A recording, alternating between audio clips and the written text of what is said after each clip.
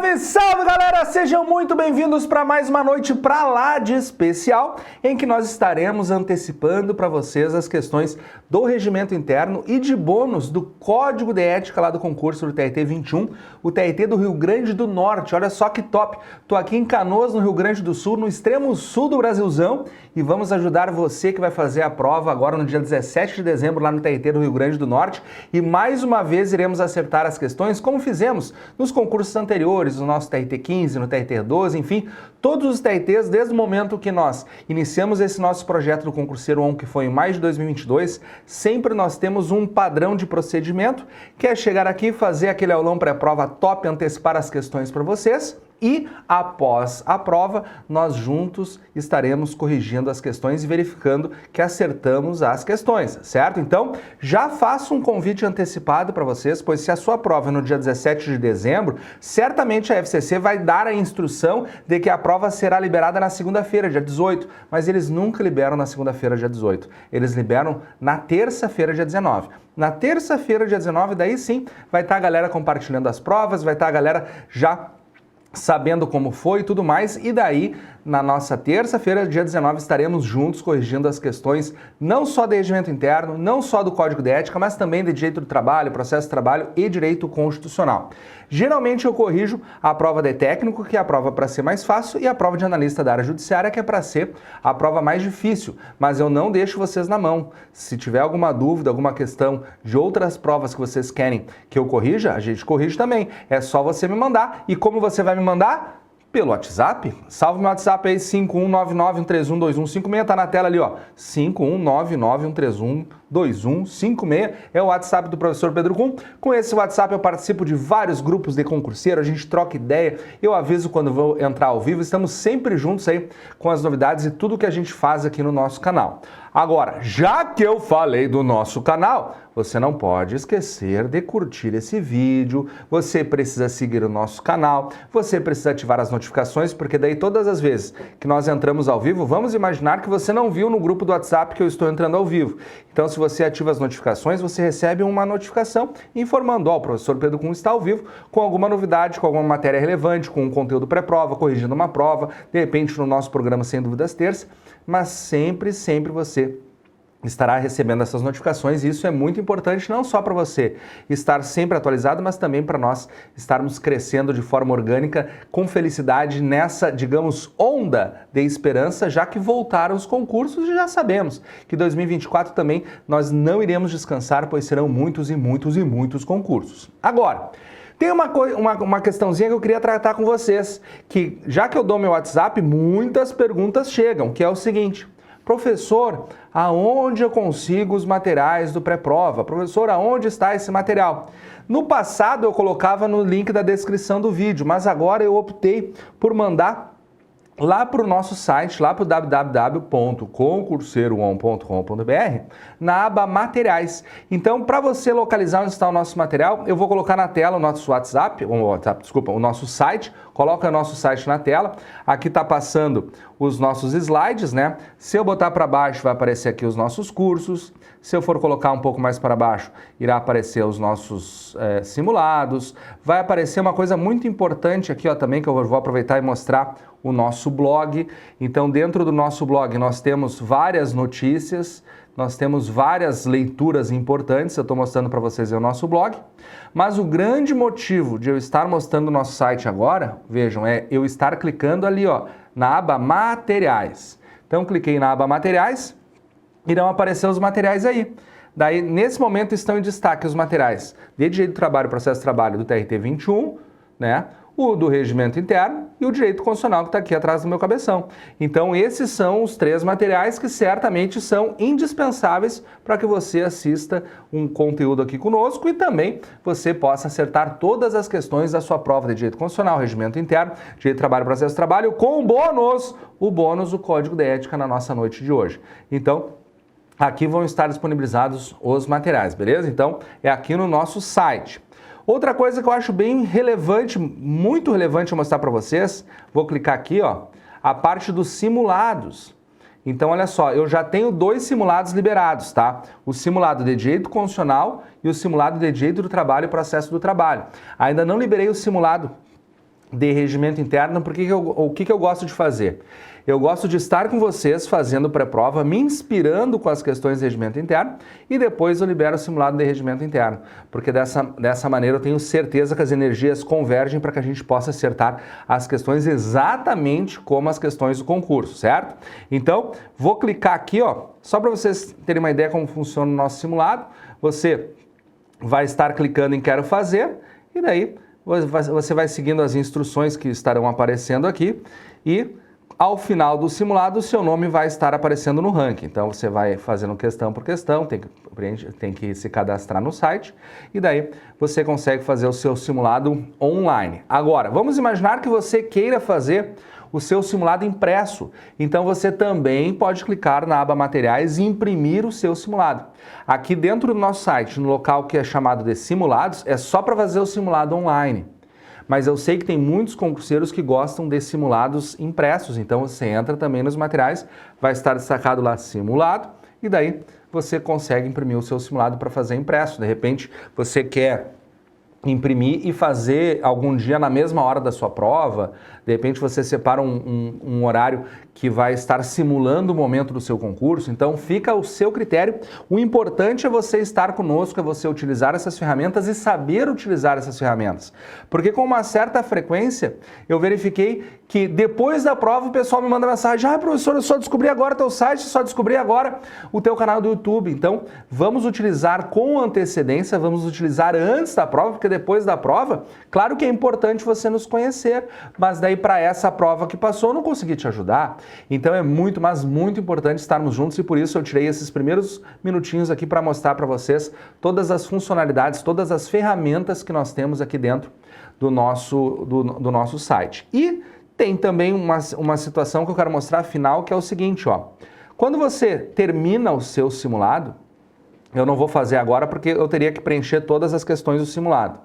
Mas quando você termina o seu simulado, seu nome vai para o ranking e tudo mais, vai aparecer o seu desempenho nessa matéria, certo? No caso, eu estou te mostrando a de direito constitucional. E daí, se você errou alguma questãozinha, se você se equivocou em alguma questão, você pode clicar na questão e do lado da questão vai aparecer o vídeo de correção da questão. Então, com o vídeo de correção da questão, fica totalmente impossível você chegar com alguma dúvida lá no dia da sua prova.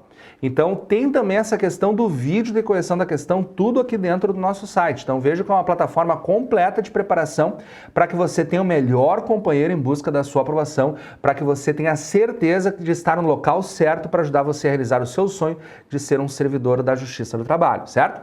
Então, não mostrei agora o vídeo porque estaríamos certamente perdendo algum tempinho, porque eu precisaria mostrar todas as questões de direito constitucional, de direito do trabalho, para podermos chegar até o final e daí ver os vídeos, mas está tudo disponível para vocês, certo?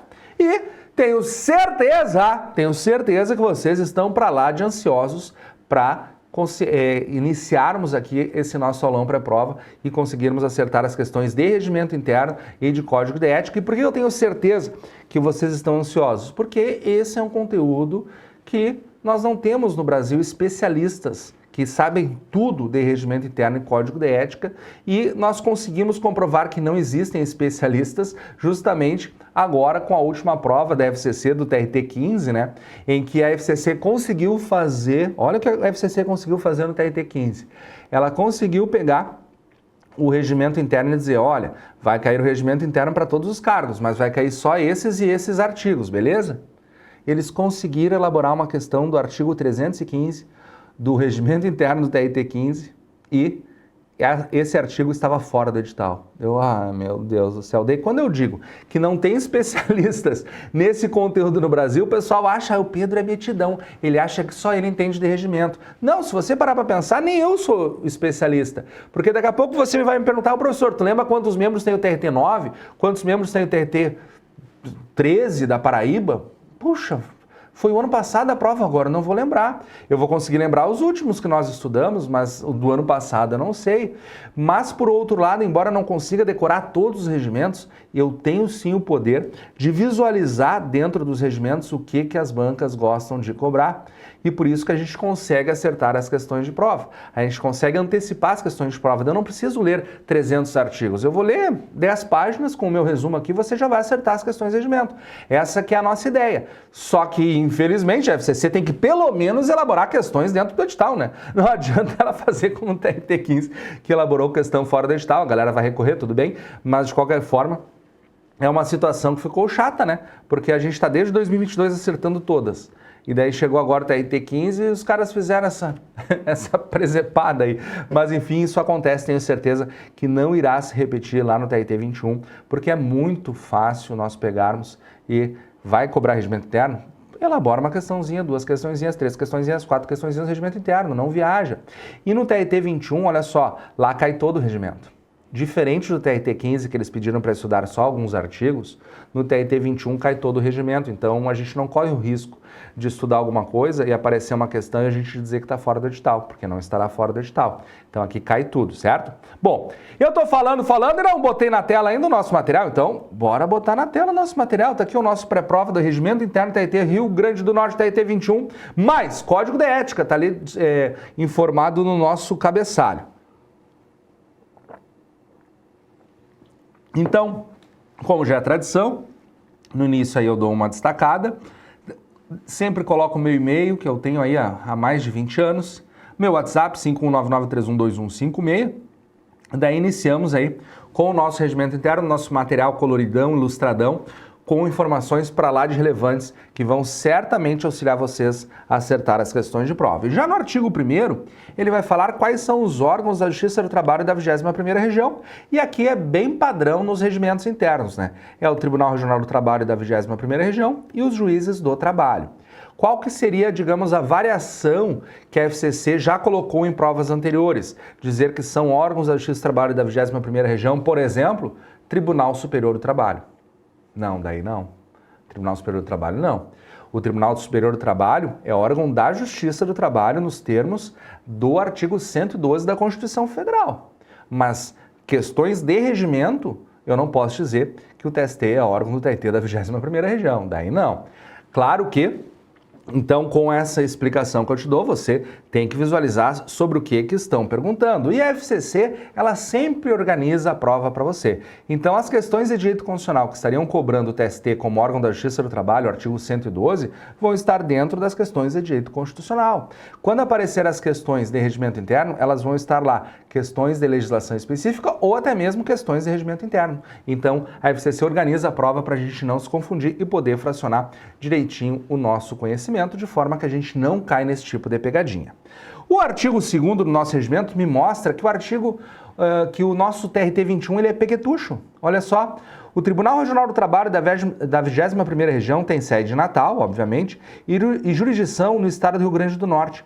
E é composto de 10 desembargadores do trabalho, nomeados pelo Presidente da República na forma estabelecida na Constituição Federal. Olha só, é bem pequetucho o nosso TRT21, somente 10 desembargadores. Daí, antes de começar aqui o nosso aulão pré-prova, o nosso amigo Lagarto estava relembrando o TRT15 e estava colocando no quadro ali que ele, gravando aqui comigo nas aulas e tudo mais, ele decorou como que funcionam as sessões do Tribunal Pleno do TRT15, com o presidente no centro, o representante do Ministério Público à direita, o secretário da sessão à esquerda, depois eu tenho na primeira cadeira à direita o nosso vice-presidente administrativo, na cadeira à esquerda o vice-presidente judicial, depois eu tenho o corregedor, eu tenho o vice-corregedor, desembargador mais antigo, mas aqui no TRT21 é tudo muito mais fácil. Por quê? Porque eu não tenho todas essas figuras. Eu não vou ter vice-desembargador administrativo, vice-judicial, vice-corregedor. Não. É tudo muito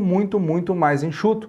Tanto que está aí a prova, são apenas 10 desembargadores. E de cara você já se liga uma outra coisa. Não vamos ter dentro do TRT21 o órgão especial do Pleno. Porque só temos órgão especial do Pleno quando eu tenho mais de 25 desembargadores. Então aí está uma questãozinha que a gente, só com essa informação do artigo 2º, a gente já consegue extrair. Mas é importante nós verificarmos a organização do tribunal, pois ela é mencionada dentro do regimento. Então lá vou eu, o tribunal, composto por magistrados vitalícios em número estabelecido por lei, tem organização, competência e funções definidas pela Constituição Federal, pela legislação infraconstitucional e por esse regimento. E são órgãos do tribunal, agora sim, o tribunal pleno, as turmas, a presidência, a vice-presidência, continua, a Corregedoria Regional, a Ouvidoria e a Escola Judicial.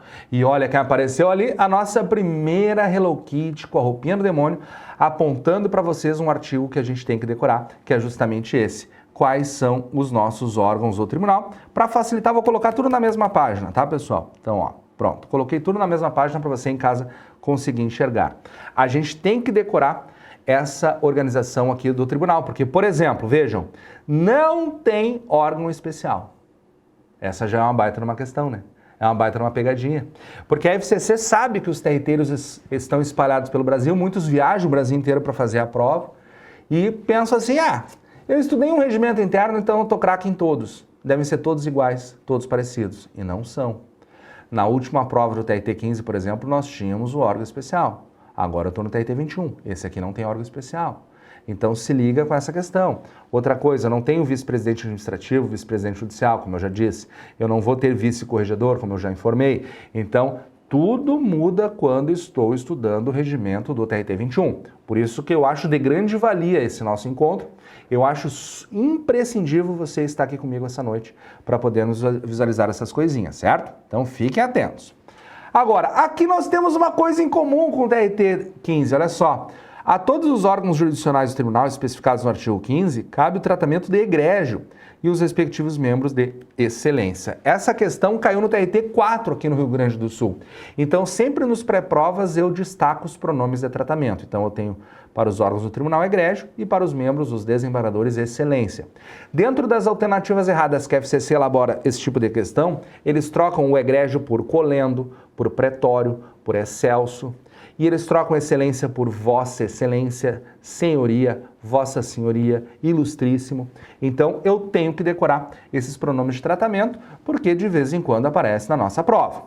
Continuando, no parágrafo único fala que os magistrados representantes do Ministério Público do Trabalho usarão vestes talares na sessão, de forma e modelos aprovados. Os advogados, para fins de sustentação oral, deverão trajar a beca. Basicamente, nós temos aí a capinha preta, que é para a galera poder utilizar e estar presente nas sessões do tribunal. Então, tanto os desembargadores, quanto o membro do Ministério Público e os advogados vão estar vestidos ordenadamente de acordo com o regimento interno. Não pode cada um estar de uma cor, não pode ser uma salada de fruta. Daí você vai dizer, uau, professor, mas isso aí cai? Sim, já caiu também.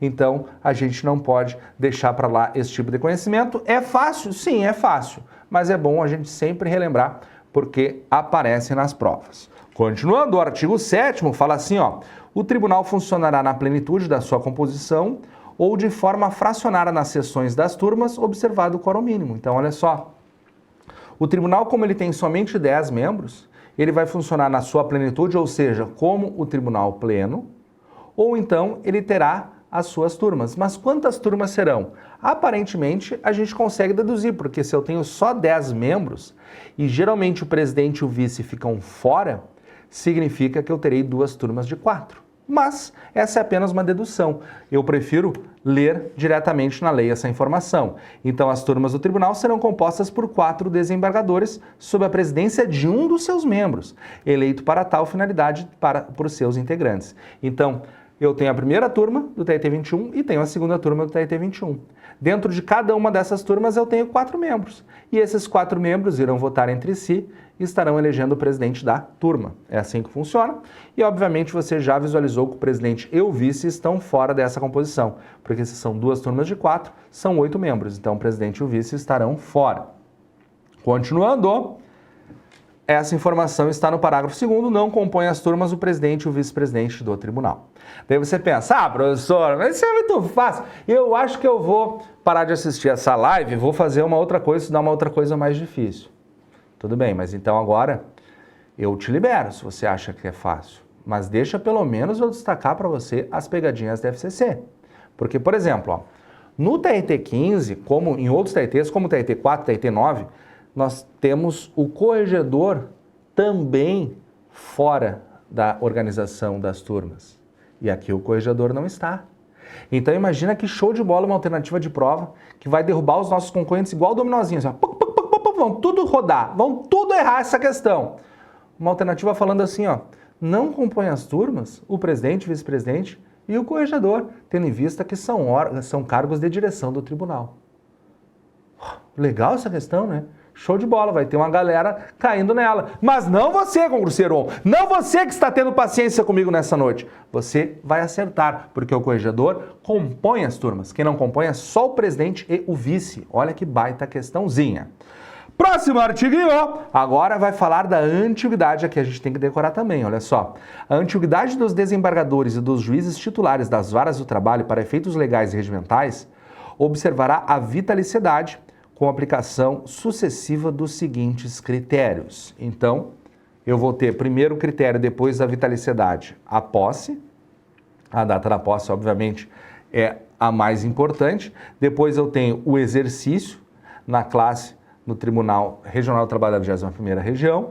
Depois eu tenho o tempo de serviço público federal, caso, vamos imaginar que 2 juízes tenham feito o concurso junto, tomaram posses no mesmo dia, exercício no mesmo dia.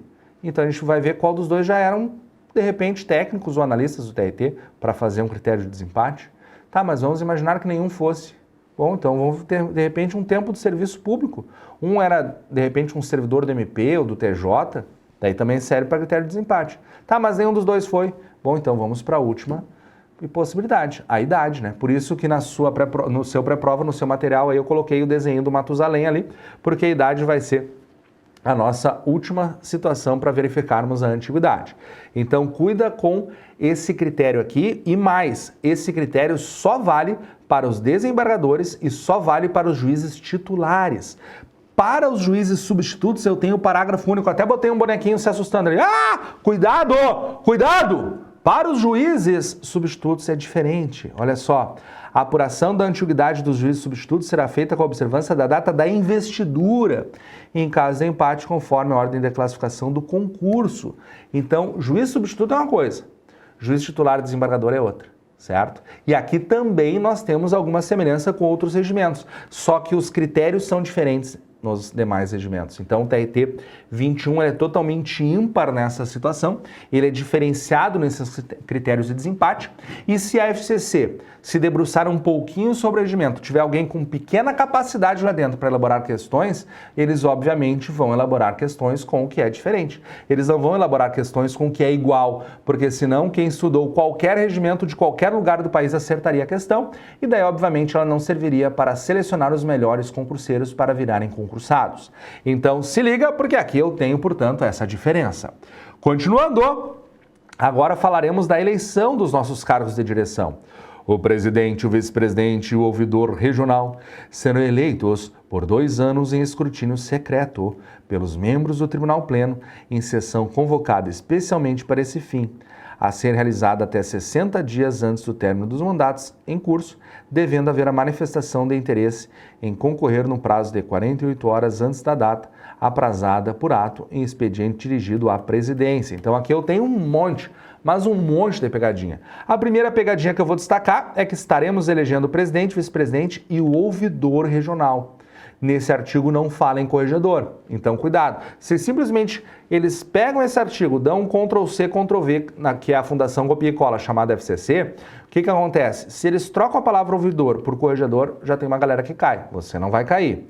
Outra coisa importante que a FCC adora, os prazos. Então essa sessão vai ser convocada com 60 dias antes do término dos mandatos em curso, devendo daí haver manifestação no decorrer das 48 horas antes da data para ver quem deseja ou não concorrer a esses cargos de presidente, vice-presidente e ouvidor regional.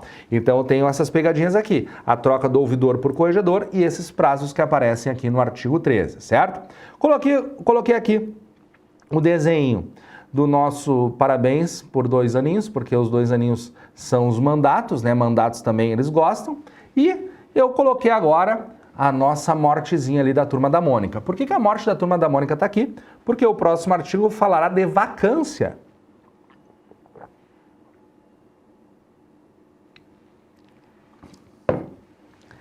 Próximo artigo falará de vacância, mas só um pouquinho, tira da tela um pouquinho. Eu fiquei aqui, eu pedi para você esperar um pouquinho, eu fiquei aqui pensando. Certamente tem alguém em casa pensando, professor, estarão elegendo o presidente, o vice-presidente e o ouvidor.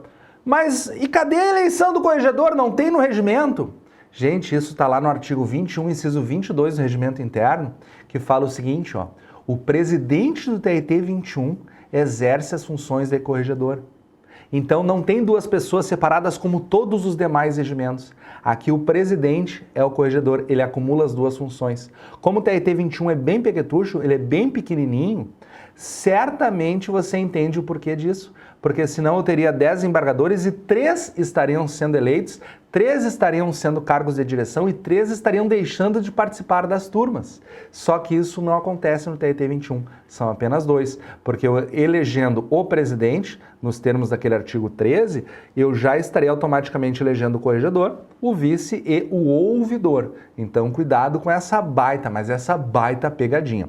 E certamente eu fiz esse parênteses aqui para te explicar, porque essa dúvida estaria permanecendo, porque o próximo artigo que eu mostrei, a mortezinha da Turma da Mônica, ele de novo irá falar do ouvidor e não irá falar do corregedor. Querem ver? Bota na tela, olha só.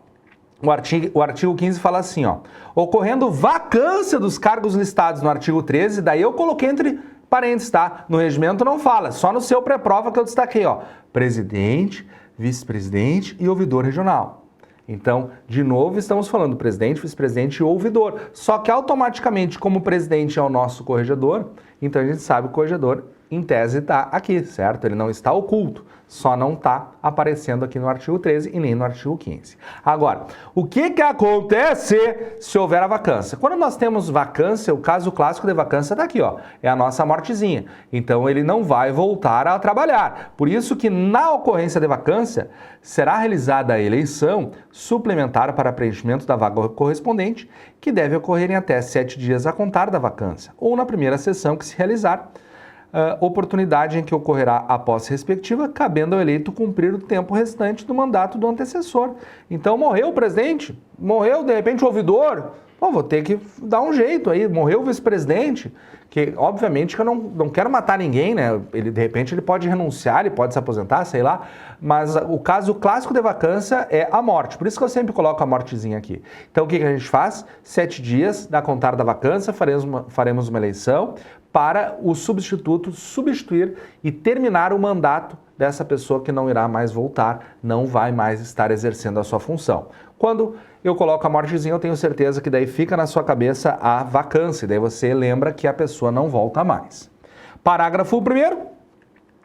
Na hipótese da vacância do cargo de presidente, o desembargador vice-presidente ocupará a presidência até a eleição. Então, alguns poderiam pensar assim, vamos fazer como outros regimentos. De repente, o presidente se aposenta ou morre, o vice substitui até o final do mandato. Não, a gente faz uma nova eleição para colocar um novo presidente. O vice-presidente assume só até a data da eleição. Então, olha quanta diferença nós temos aqui, o TRT 21. Olha quanta diferença nós temos aqui nesse nosso regimento. E aqui nós vamos tirar aí, vamos lá, de 2 a 6 questões da sua prova. Imaginem que em cada live... Pensem comigo, ó, cada live nós juntos conseguiríamos acertar uma questão do concurso. Bastaríamos nós fazermos juntos 60 lives que você gabaritaria 60 questões do concurso. Só que no concurso não é assim, concurso público não é assim. Muitas vezes a gente estuda vários dias, várias semanas e não acha uma questão da prova. Por isso que eu te digo, vale muito a pena você ter uma certa paciência comigo e estar aqui comigo hoje. Porque eu sei a importância, a validade e quantas questões nós temos oportunidade de acertar, certo? E recentemente no TRT 15 eu recebi 2 mensagens, professor, não caiu nada de regimento e código de ética. Eu fiquei assim, como assim não caiu nada? Vamos olhar essa prova, fui olhar a prova, tá aqui a questão. Professor, desculpa, sabe o que é? Que no fim eu não estudei essas matérias, achei que eu ia poder passar sem estudar. Meu querido, olha só, 2 coisas acontecem. Das 60 questões, se você errar 5, tu já está correndo o risco de ficar fora. Imagina que essas 5 são de regimento e código de ética, daí tu não estudou. Já está fora do concurso. vai deixar de ganhar seus 10 mil reais no cargo de técnico, vai deixar de ganhar mais de 16 mil no cargo de jornalista por causa desse conteúdo. Então vale muito, mas muito a pena a gente dar pelo menos uma lida para acertar esse tipo de questão e vejam o quanto é importante a noite de hoje. Estou destacando só o que é diferente e é muita coisa diferente aqui nesse nosso regimento interno, é bastante coisa diferente. Então, nós temos que sim estudar. E o segundo motivo que eu acho fundamental é a questão do merecimento. Eu tenho a impressão que quando a gente estuda uma matéria chata, que a gente se dedica, a gente baixa a cabeça e se esforça, parece que os deuses e os concurseiros nos iluminam e nos colocam no nosso lugar de merecimento. Aquele concurseiro que deixa de lado e não estuda um monte de coisa, porque aquilo ali não vale a pena, esse cara estuda e não passa nunca. Agora, aquele cara que estuda mesmo uma matéria que ele não está afim de estudar, ele é um merecedor, ele é um esforçado, esse sempre está na frente. Então, os dois motivos fundamentais para você estar aqui comigo hoje são você estudar esse conteúdo que é imprescindível para a sua aprovação e ser um merecedor da sua aprovação. E se você chegar até o final desse vídeo, eu vou ser testemunha do seu merecimento. Então, vamos continuando. Mais ideias sobre a vacância, olha só. Correndo a vacância após o primeiro ano de mandato, o cargo de presidente será exercido pelo vice-presidente e os demais cargos pelo desembargador mais antigo, excluídos o diretor da escola judicial e o ouvidor regional. Então, olha só que loucura, tudo que nós estudamos com relação à eleição vale só no primeiro ano de mandato. Lembra que o mandato tem 2 anos? É exatamente igual ao nosso presidente da República lá na Constituição Federal. Então, eu tenho que estar atento se a vacância aconteceu no primeiro ano de mandato ou se aconteceu no segundo ano de mandato. Porque se for no segundo, acontece o mandamento aqui no nosso parágrafo 2º. Então, eu vou ter o presidente sendo exercido pelo vice-presidente e os demais cargos, no caso, por exemplo, do ouvidor, pelo desembargador mais antigo do tribunal. Daí você vai me dizer, por que é excluído o diretor da escola judicial e o ouvidor regional? Porque eles já têm as suas próprias funções, eles já têm outras funções. E como eu tenho somente 10 desembargadores, se eu ficar acumulando muitas funções nessas pessoas, acabam que alguns ficarão excluídos. Então é melhor eu dar esses cargos para os nossos outros colegas, certo? Então, cuidado com esse parágrafo 2º, ele veio aqui e colocou a cereja no bolo, né? Ficou muito claro a intenção da FCC elaborar uma questão sobre isso, porque, tendo em vista as questões de direito constitucional que falam sobre o mandato de presidente da República, que tem essa mesma inteligência do primeiro ano de mandato, ou melhor, a primeira metade do mandato, a segunda metade do mandato, então, me parece que aqui estamos diante de uma certíssima questão na sua prova. Eu falei a primeira metade do mandato, porque no caso do presidente da República são 4 anos, né? Aqui são 2 anos. Continuando, agora falaremos sobre o Tribunal Pleno.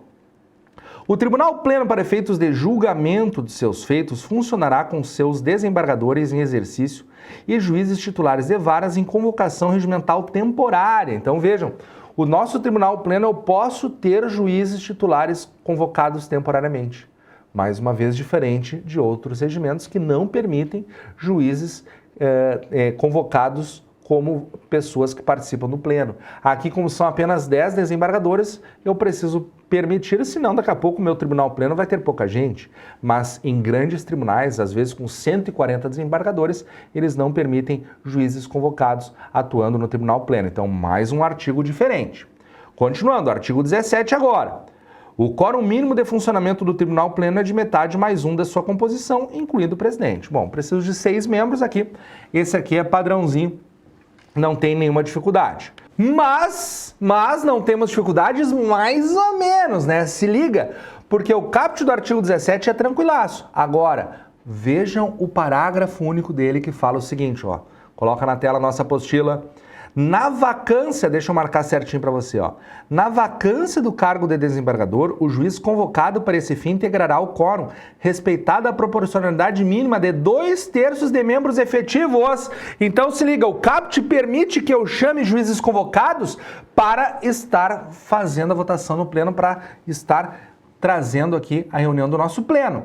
Só que eu não posso estar com 100%, por exemplo, de juízes convocados. Eu preciso respeitar pelo menos 2/3 de desembargadores. Eu preciso respeitar pelo menos 2/3 de membros efetivos. E para você lembrar dessa informação, coloquei na nossa apostila de pré-prova os nossos 2/3 aí, para que você lembre dessa informação, já que a Fundação Carlos Chagas, ó, ama de paixão esses números e, como eu disse, mais uma vez, algo totalmente diferenciado no TRT 21. Continuando, artigo 18, as decisões do Tribunal Pleno serão tomadas pela maioria dos magistrados presentes e aptos a votar, ressalvadas as exceções previstas em lei e nesse regimento. Então, basicamente, a regra é 50% mais um dos presentes aí, para nós estarmos aprovando alguma questão. Continuando agora, pela segunda vez aparecendo a Hello Kitty correu pro demônio, por que será que ela está aí no nosso material? Olha só, nas sessões de julgamento, o presidente, parei de ler, o que vai acontecer? Agora o regimento vai explicar quando que o presidente estará votando aqui no nosso Tribunal Pleno. Essa informação caiu não no último concurso TRT4, mas no anterior. E caiu também em outros TRTs espalhados pelo Brasil, pois quando nós temos essa informação no regimento, a FCC gosta de cobrar. Então se liga, ó. O presidente votará em primeiro lugar nas matérias administrativas e constitucionais. Então ele é o primeiro a dar o seu voto em matérias administrativas e constitucionais. Ele vai também proferir voto de qualidade em matéria administrativa. Como assim voto de qualidade em matéria administrativa? Se nós temos 10 desembargadores e nós tivemos, por exemplo, uma tese que está 5-4 e o presidente vota com essa tese aqui empatando 5-5, a tese vencedora é essa em que o presidente votou. Isso se chama o voto de qualidade, certo? Tá, mas e nas demais matérias? Aí está a Hello Kitty correu por demônio, ó. Nas demais matérias, somente votará tratando-se de matéria judiciária em caso de empate, exceto quando compuser o quórum mínimo, não cabendo, nesse caso, o voto de qualidade. Então, o que está acontecendo? Nós temos o voto de qualidade na matéria administrativa e ele votando em primeiro lugar em matérias administrativas e constitucionais. Só que essas matérias administrativas e constitucionais são matérias excepcionais. Geralmente o Tribunal Pleno está votando em matéria judiciária, até porque é um órgão do Poder Judiciário. Então, nesse caso, nós teremos a regra em que ele só vota em caso de empate e quando estiver com quórum mínimo, daí nesse caso ele vota normalmente, mas sem voto de qualidade. Então, essa letra C que eu coloquei, a Hello Kittyzinho correu pro demônio, ela traz aqui duas cargas de eficácia importantes para o nosso estudo, para o nosso conhecimento e para o funcionamento do TRT 21, porque ele vota em matéria judiciária somente para desempatar, ou, se tiver com quórum mínimo, ele vai votar sem o voto de qualidade. Então, olha que baita questão. Isso é diferente. É só em pequenos TRTs que nós temos essa regra, como o nosso TRT 21. Então, cuidado com esta regra. Bom, continuando o nosso regimento, olha só, agora eu vou para o artigo 63, fala assim, ó, os processos de competência do Tribunal Pleno e das Turmas serão distribuídos eletronicamente por classe processual na forma da tabela unificada de classes processuais estabelecidas pelo Conselho Nacional de Justiça. O que aconteceu? Você notou que eu dei um pulo nos artigos aqui para o nosso aulão pré-prova. Por quê? Porque esse intervalo que nós estávamos aqui falando sobre a votação do presidente, até lá o artigo 60 e poucos, é um intervalo em que o regimento interno me traz a competência do pleno, me traz a competência do presidente, me traz a competência do vice, me traz a competência do corregedor. Então ele traz uma série de competências. E essas competências a gente tem sim manhas para acertar, mas essas manhas eu dou nas aulas, eu dou aqui nos nossos cursos. Então, por exemplo, o presidente é o nosso síndico, é o nosso chefe. As matérias administrativas, quem toma são eles. Imagina que, por exemplo, alguém precisa representar o tribunal em uma solenidade. Tem que ser o presidente. Imagine você que mora num condomínio e o condomínio foi chamado numa audiência trabalhista, por exemplo, porque um terceirizado lá entrou com a ação na Justiça do Trabalho. Quem é que vai representar o condomínio? É o síndico. Então, o nosso presidente é o nosso síndico. Então, basicamente, esses raciocínios eu entrego no decorrer do nosso curso, tá? E esse raciocínio demanda um pouquinho mais de tempo. Não cabe aqui numa aula pré-prova, numa aula que é para ser mais dinâmica, é uma aula resumida, certo? Mas eu tenho certeza, vamos imaginar assim, 99% de certeza, tendo em vista o histórico das últimas provas aí da FCC, as últimas 6, 7 provas, eu entreguei para os nossos alunos esse raciocínio sobre a competência de todos os nossos cargos de direção e eles não elaboraram questões. Eles pegaram questões, como regra, da organização do tribunal, que é isso que nós iniciamos estudando, e depois eles pensaram questões do funcionamento processual do tribunal, como, por exemplo, a distribuição dos processos, sobre o relator e o revisor. Então, por isso que nós demos um pulo ali para a parte da distribuição, ali no artigo 63. Então, aqui no nosso aulão pré-prova, eu já estou direcionando vocês para o estudo mais eficaz. Se a gente fosse estudar todo o regimento interno, nós teríamos aí 300 artigos é muita coisa. Então a gente vai focar direto no que é o perfil da FCC. Por isso que estamos no artigo 63, certo? Agora, o caput do artigo 63, ele não tem assim, digamos, palavras-chave ou prazos que a FCC adora. Ele apenas está aqui para mostrar que nós estamos falando da distribuição dos processos. Os processos serão distribuídos eletronicamente por classe processual, certo? Eu não preciso estar, por exemplo, decorando a tabela de classes processuais. Se fosse, por exemplo, um concurso para um TRE, como aconteceu no TRE do Rio Grande do Sul, que eles cobraram o regimento, daí lá eu pedi para a galera decorar as classes processuais. E adivinha? Caíram as classes processuais. Só que os regimentos internos dos TRTs, eles não costumam trazer as classes processuais. Geralmente elas são estabelecidas por outras regras e, portanto, nos TRTs não caem as classes processuais. Mas eu preciso saber que vocês vão lembrar que os processos serão distribuídos eletronicamente por classe processual. Por que isso é muito importante? Agora continua. A classe processual das ações de competência originária ou recursal serão indicadas pela parte. Destaquei para vocês ali, ó, pela parte. Então, é a parte que está entrando com o processo que vai ter que me dizer que classe processual é essa. Você está entrando, de repente, com uma ação rescisória, você tem que me dizer que é uma ação rescisória. Você está entrando com dissídio coletivo, você tem que me dizer que é um dissídio coletivo. Você não vai pegar e estar entregando para mim a peça para eu ler e deduzir o que é. Você tem que me dizer sobre o que se trata. Até porque determinadas matérias precisam ser encaminhadas para pessoas diferenciadas, como, por exemplo, dissídios coletivos vai direto para o presidente do tribunal. Então, por isso que é a parte que indica. Daí eu destaquei para vocês ele em negrito sublinhado, porque entendi que aqui está uma questão interessante para a FCC elaborar uma questão. Coloquei até uma corujinha lembrando ou destacando para vocês essa informação para você gravar. Então, é pela parte. Então, a classe processual nas ações de competência originária ou recursal será indicada pela parte entre aquelas previstas na tabela unificada pelo CNJ, cumprindo ao relator do processo, conforme o caso, ordenar a reautuação para fazer constar a classe processual correta. Pode acontecer o seguinte, ó, tá aqui em cima do meu cabeção, tá? A parte indicou equivocadamente a classe processual e daí foi distribuído para um relator o processo. O relator pegou o processo e falou, não, mas só um pouquinho. Isso aqui não é uma ação rescisória. Eles indicaram a ação rescisória, mas está errado. Isso aqui é um recurso ordinário. Não é para mim isso aqui. Então, ele pega e pode estar encaminhando para a redistribuição, indicando a classe processual correta, certo? Outra coisa muito importante, a distribuição realizada de forma imediata pelo sistema eletrônico será equitativa entre os gabinetes dos desembargadores, considerando-se cada grupo de classe. O que tem de importante nisso? Aqui, ó, a distribuição é imediata. Vou destacar para vocês, ó. Opa! Eu dei um Ctrl N e um Ctrl S e daí não foi o comando. Ó. Ela é imediata. Em outros regimentos eu tenho distribuição diária, distribuição semanal, distribuição quinzenal. Aqui, como o tribunal é peguetucho, a distribuição é imediata e isso aqui é prazo. Se é prazo, a FCC gosta. O que mais? Parágrafo 1º. O afastamento do desembargador a qualquer título e por qualquer período, mesmo sem designação de substituto, não faz cessar a distribuição. Então, se o desembargador saiu de férias por 60 dias, tirou licença de 90 dias, o processo continua com ele e não para de ser distribuído.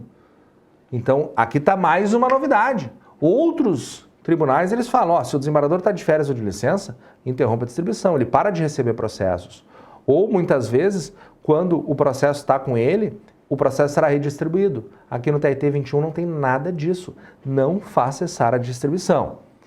Continuando. Os recursos internos serão conclusos ao prolator da decisão impugnada ou, no caso de afastamento, a quem substituir ou suceder. O que seriam recursos internos? De repente, um agravo regimental, de repente até mesmo, além do agravo regimental, deixa eu pensar aqui, os recursos internos são os agravos regimentais e, basicamente, os pedidos de reconsideração. Nesse caso, o que estaria acontecendo? O relator seria a pessoa indicada para analisar esses recursos internos. Mas no caso dele ficar afastado, se tiver um substituto, esse substituto pode estar, de alguma forma, resolvendo essa questão, certo? E aqui ele fala substituir ou suceder. Então, esse parágrafo 2º, ele, digamos assim, supre a possibilidade de um afastamento temporário ou um afastamento definitivo. Porque substituição é para afastamentos temporários. Sucessão é quando ocorre a questão da pessoa não mais voltar, e eu sempre coloco a nossa mortezinha da Turma da Mônica, certo? Então, esse parágrafo 2º vale para tudo. Continuando, ainda falando da distribuição, os processos distribuídos a desembargador afastado e sem substituto convocado, que reclamem solução urgente alegada e fundamentadamente pelo interessado, serão encaminhadas ao presidente do órgão julgador respectivo, observadas as disposições desse regimento. Então, como a distribuição se mantém, não importa se o desembargador está afastado ou não, pode acontecer de chegar no colo desse desembargador um processo que reclame solução urgente, que precisa ser analisado o quanto antes. E daí, nesse caso, o regimento interno manda entregar ao presidente do órgão julgador. Cuidado! Pegadinha! Entregar ao presidente do órgão julgador. Não é entregar ao presidente do tribunal. O presidente do órgão julgador, provavelmente, como regra, é o presidente da turma, não o presidente do tribunal. Então, aí está mais uma pegadinha interessante.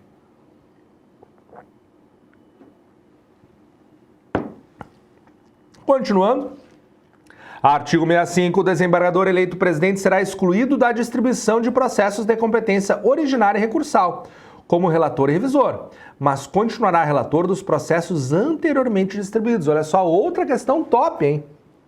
Porque olha só, o presidente do nosso tribunal, ele acumula a função de presidente e de corregedor. Então é bastante coisa, né? Então esse nosso presidente fica afastado da distribuição dos processos, ele não ganha mais nenhum tipo de processo, nem recursal, nem de competência originária. Só que os processos que já estavam distribuídos para ele no momento que ele foi eleito presidente, permanecem com ele. Então é só interrompida a distribuição quando ele vira presidente, mas ele não pega os processos que estavam com ele e joga no colo do colega, não. Ele permanece com esses processos, uma vez que ele era relator ou revisor. Baita questãozinha de prova também, mais uma informação diferenciada aqui para o nosso TRT 21. Parágrafo 1º, o desembargador eleito vice-presidente será excluído apenas da distribuição de processos de competência recursal, como relator e revisor, mas continuará relator dos processos anteriormente distribuídos. Então, olha só, tudo destacado em negrito para você, tá? O nosso presidente, ele fica afastado da competência originária e recursal. Vou colocar sublinhado para você. Já o vice-presidente, ele fica afastado somente das competências recursais. Sublinhei para você. Ele não fica afastado das competências originárias. Então, com essa diferenciação aqui, ó, a gente já enxerga com uma lupa gigantesca o interesse da FCC. Então, como eu sei exatamente como a FCC trabalha, obviamente eu estou mostrando para vocês aonde que estão os artigos que a FCC estará chamando a atenção no momento de estar elaborando as questões. Claro que não vai cair todos esses artigos, vão cair umas 2, 3, máximo 4 questões. O recorde de FCC para regimento interno, se eu não me engano, foi um TRT ou um TRE de Pernambuco que elaboraram 6 questões. Mas foi muito, tá? Eles vão colocar aí, no máximo, umas 4 questões de regimento interno, aqui para o TRT 21, tá? Então, se liga porque não irão cair todos, mas todos que eu estou destacando são de extrema relevância para você. Continuando, parágrafo 2º. Os desembargadores eleitos presidente e vice continuarão a receber como relator os processos em que forem preventos na condição de relator no primeiro recurso protocolado no tribunal. Como assim, professor? Não entendi. É que, como nós vimos, os processos distribuídos ao presidente e ao vice, eles permanecem com eles. No momento que eu fui eleito presidente, por exemplo, toda aquela pilha de processos que estava comigo permanece comigo. Eu só vou parar de receber novos processos, certo? Agora vamos imaginar que eu fiz o relatório de um processo e o processo foi julgado. Beleza, é um processo a menos na minha mesa. Só que de repente alguém entra com embargos de declaração. Ocorreu alguma omissão, obscuridade, contradição no acórdão? Então entram com embargos de declaração. Esse embargos de declaração vem para mim, mesmo eu sendo presidente. Então esses são os chamados processos preventos. A prevenção é uma espécie de imã que atrai a competência do desembargador, porque o processo foi analisado por ele, foi feito relatório por ele, foi feito o acórdão por ele. Então qualquer problema que teve aqui tem que ser ele que irá responder. Exemplo, embargos de declaração. E é justamente isso que fala o parágrafo 2º. Artigo 66. O desembargador não participará da distribuição dos processos a partir da data em que requerer a sua aposentadoria. Então, eu virar presidente e vice-presidente, ela não vai estar atrapalhando tanto a minha distribuição. Mas no momento em que eu pedir a aposentadoria, para de receber processo, né? Porque senão, imagina, eu vou estar com a aposentadoria compulsória ou com mais de 70 anos pedindo aposentadoria por tempo de serviço, e daí vai continuar chegando processo para mim. Então, no momento que eu requerer minha aposentadoria, para de receber processo, eu vou utilizar os meus últimos dias como desembargador para encerrar os processos que estão na minha mesa. Essa é a regra do artigo 66. Artigo 67. Nos processos em que houver revisor, a revisão incumbirá ao desembargador imediatamente mais moderno na lista da antiguidade do tribunal em relação ao relator. Aqui, mais uma questãozinha top, tá? Alguns processos dentro do tribunal são tão importantes que exigem a figura da revisão. Inclusive, no seu material para prova, eu coloquei ali o desenho do nosso revisor, que é aqui um cara que utiliza uma lupa. Vou até colocar um pouquinho maior. É um cara que utiliza uma lupa para dar uma olhada naquele relatório. Então, processos muito importantes, nós temos um desembargador que lê e faz um relatório e um outro desembargador que lê e faz a revisão desse relatório, certo? A pergunta que se faz é, se um desembargador é o relator, quem será o revisor? Daí o artigo 67 vem e me resolve. O desembargador, o revisor será o desembargador mais moderno. Então imagina que eu sou o desembargador mais antigo e o meu processo precisa de revisão. Será o segundo mais antigo que irá revisar. Tá, eu sou o segundo mais antigo, eu preciso de revisão. Será o terceiro mais antigo. Ah, eu sou o terceiro mais antigo, quem vai revisar? Será o quarto mais antigo. Agora, a pergunta que fica é, e se eu for o 10º mais antigo? Se eu for o 10º mais antigo, é fácil de você trocar essa minha frase ao 10º mais antigo por outra frase, que é assim, ó. O 10º desembargador mais antigo é o desembargador mais moderno, ou seja, é o desembargador mais novo. E é verdade, né? O mais novo, ele é o 10º mais antigo, são só 10, então eu sou mais novo na lista da antiguidade. Se eu sou o mais novo e o meu processo precisa de revisão, quem vai revisar? A resposta está no parágrafo único. Na hipótese do desembargador relator ser o último na lista de antiguidade, o seu revisor será o decano. Putz, professor, mas daí tu vem com essas palavras difíceis aí de juridiquês e quer que eu fique ainda acertando essas questões dificílimas do concurso? Gente, eu só peço que você acerte dessa vez para garantir a sua vaga.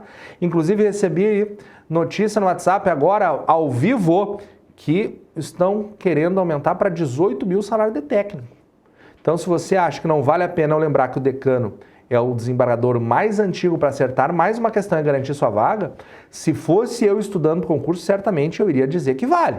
Mas tá com você a escolha, tá? O decano é o desembargador mais antigo. Então, se o relator é o desembargador mais novo, a revisão passa para o mais antigo. E daí segue de novo a tabelinha. Se o relator é o decano, o segundo mais antigo é o revisor. Se o segundo mais antigo é o relator, o revisor é o terceiro mais antigo. Se o terceiro é o relator, o quarto é o revisor. E assim vai, certo? Então, a dúvida que ficaria é, se eu sou o mais novo, bom, daí o revisor é o decano, é o mais antigo. Beleza? Agora, quando é que nós temos aí essa questão de relator e revisor? Essa informação está no artigo 86. Nos processos submetidos à apreciação do Tribunal Pleno, haverá um relator e um revisor. Então, processos do Pleno, eu tenho relator e revisor. Aí está a resposta para você, certo? Parágrafo único. O presidente do tribunal é o relator nato nas matérias administrativas. Então, quando chegar a matéria administrativa, tendo em vista que o presidente é o nosso corregedor também, então passa para ele ser o relator das matérias administrativas. E o artigo 87 me diz que nos embargos de declaração, matéria administrativa, agravo regimental e habeas corpus, não haverá revisor. Esse é o artigo que mais gera dúvida na galera. Mais gera dúvida na galera por quê? Porque olha só, tá, embargos de declaração, omissão, obscuridade e contradição. Beleza, não precisa de revisor. Agravo regimental, também. Agravo regimental é quando, de repente, um relator descumpre alguma ordem do regimento, entra com agravo, basta o pleno se manifestar. Habeas corpus é até interessante não ter revisor para não atrasar o julgamento, né? Porque habeas corpus geralmente ele é urgente, né? Já que estamos falando da liberdade de locomoção. Mas matéria administrativa, nós não termos a figura do revisor aqui aparentemente é estranho, porque olha só, eu vou ter geralmente matérias administrativas aqui no nosso pleno e fala que nos processos sujeitos do pleno ou nos processos sujeitos à apreciação do pleno haverá um relator e um revisor. Então, como é que nós vamos compatibilizar esses artigos? Muito simples, ó. Quando for matéria judiciária no pleno, haverá um relator e um revisor. Quando for matéria administrativa, é só um relator. Daí você vai me perguntar, por que isso, professor? Por uma razão muito simples. O relator da matéria administrativa é o presidente. Daí você vai pensar, como que o presidente vai fazer um relatório e vai ter alguém que é, digamos assim, subordinado ao presidente para fazer a revisão? Fica chato, né? Imagina que eu sou o revisor do processo que o presidente fez.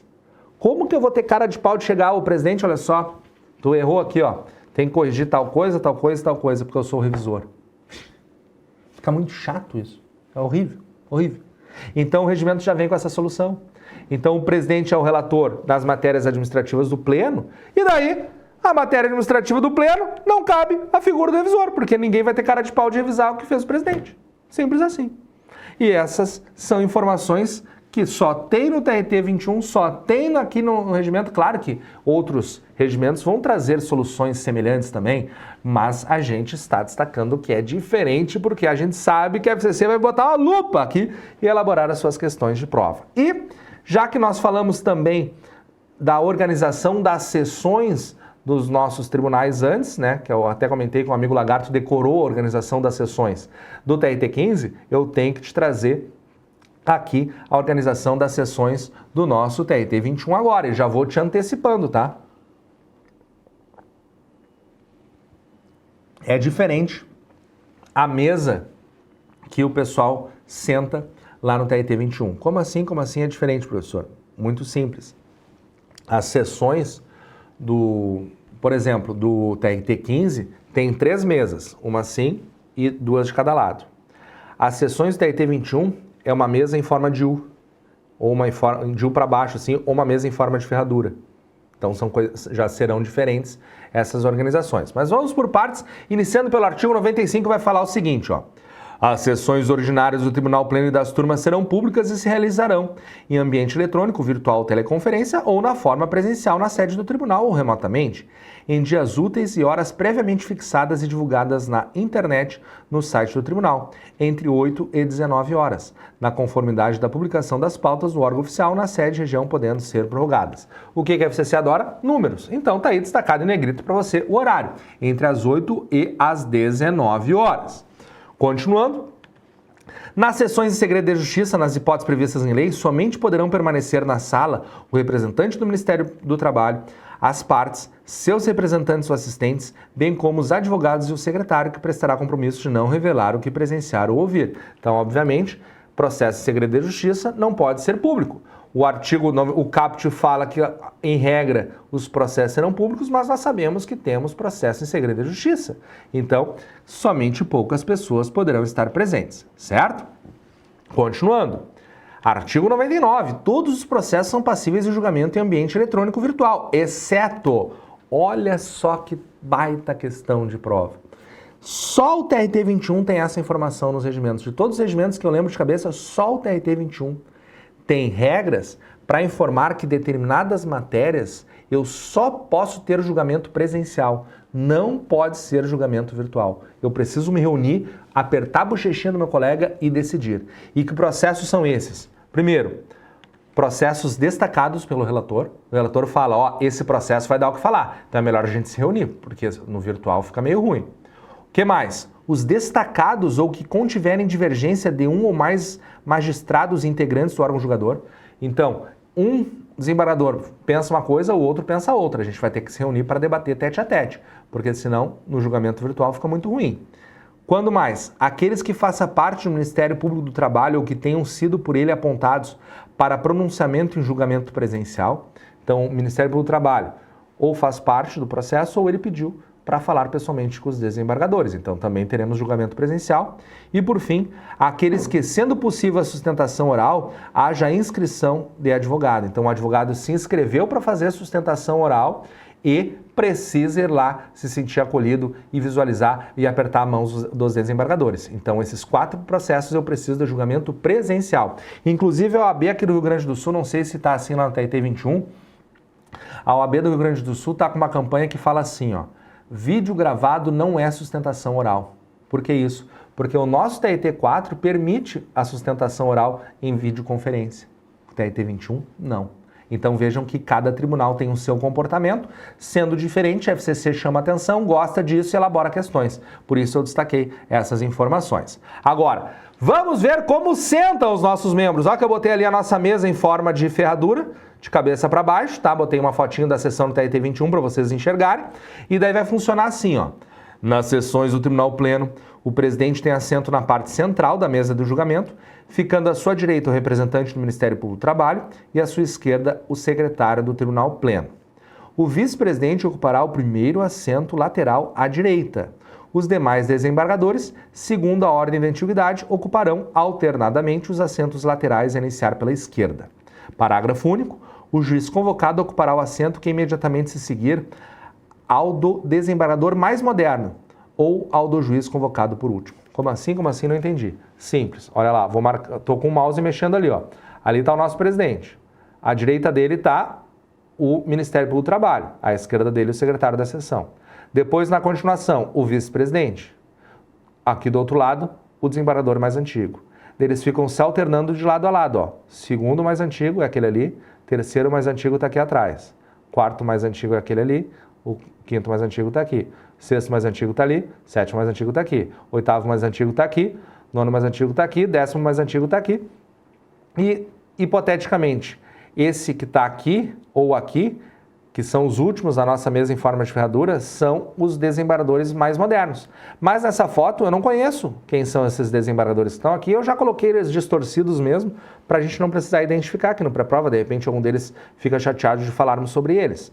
Mas o importante é que pode ser que um desses aqui não seja um desembargador, seja um juiz convocado. Porque o juiz convocado, em tese, ele é mais novo que um desembargador. Então ele vai sempre ocupar as últimas cadeiras aqui, certo? Então, vejam quanto é diferente essa organização do Tribunal Pleno do TRT 21. Baita questão de prova. Agora, quer ver uma questão de prova que eu pensei agora? Vou dar essa questão para o Lagarto, ele vai responder em voz alta para mim. Vamos ver se ele acerta. Ô Lagarto, me diz o seguinte, ó. Aonde que senta o corregedor aqui nessa mesa? Não sei. Juliano, responde essa para mim. Aonde senta o corregedor? O corregedor é o presidente. Ele senta no topo da mesa. Vejam que na organização não fala em corregedor. Que baita pegadinha, hein? Imagina que top uma questão da FCC tentando enganar vocês dizendo assim, ó.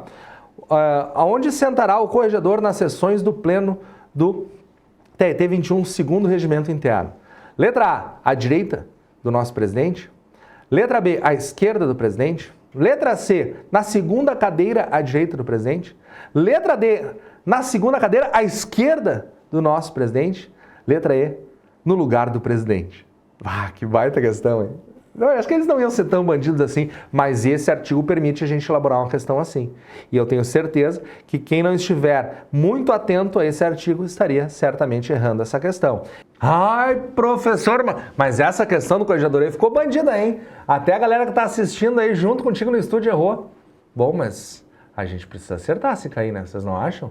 Eu certamente levaria comigo essa informação. O bom, meus amigos, é que só da gente estar conversando essa noite sobre isso, já vai ficar na sua cabeça esse conhecimento. Já vai estar gravado, porque a prova está bastante próxima. Os nossos aulões pré-prova, eles foram criados para a gente sempre estar juntos nos encontros na véspera, que seria o pré-prova. Só que a galera viaja pelo Brasil, e daí, quando a gente começou o nosso projeto do Concurseiro 1, o pessoal começou a mandar WhatsApp falando, professor, não tá dando certo porque eu tô sempre viajando na aula do pré-prova, e daí eu não consigo estar assistindo essas revisões tops. Então, tem como você gravar antes, fazer antes, ou ao vivo, alguma coisa assim? Eu falei, claro que tem, vamos fazer antes. Então agora os nossos aulões pré-prova são chamados ainda de pré-prova, mas não são na véspera, certo? Então agora são os pré-prova. Bom, mais vencida essa informação, na tela nossa apostila novamente, agora eu vou falar das sessões do tribunal, a ordem dos trabalhos, isso caiu no TRE do Rio Grande do Sul, olha só. Nas sessões do Tribunal Pleno e das turmas, os trabalhos obedecerão à seguinte ordem. Primeiro, abertura, depois verificação do quórum, indicações, convocações e propostas, julgamento e encerramento. Ô, professor, para de ler rápido! Por que tu tá me explicando isso aí?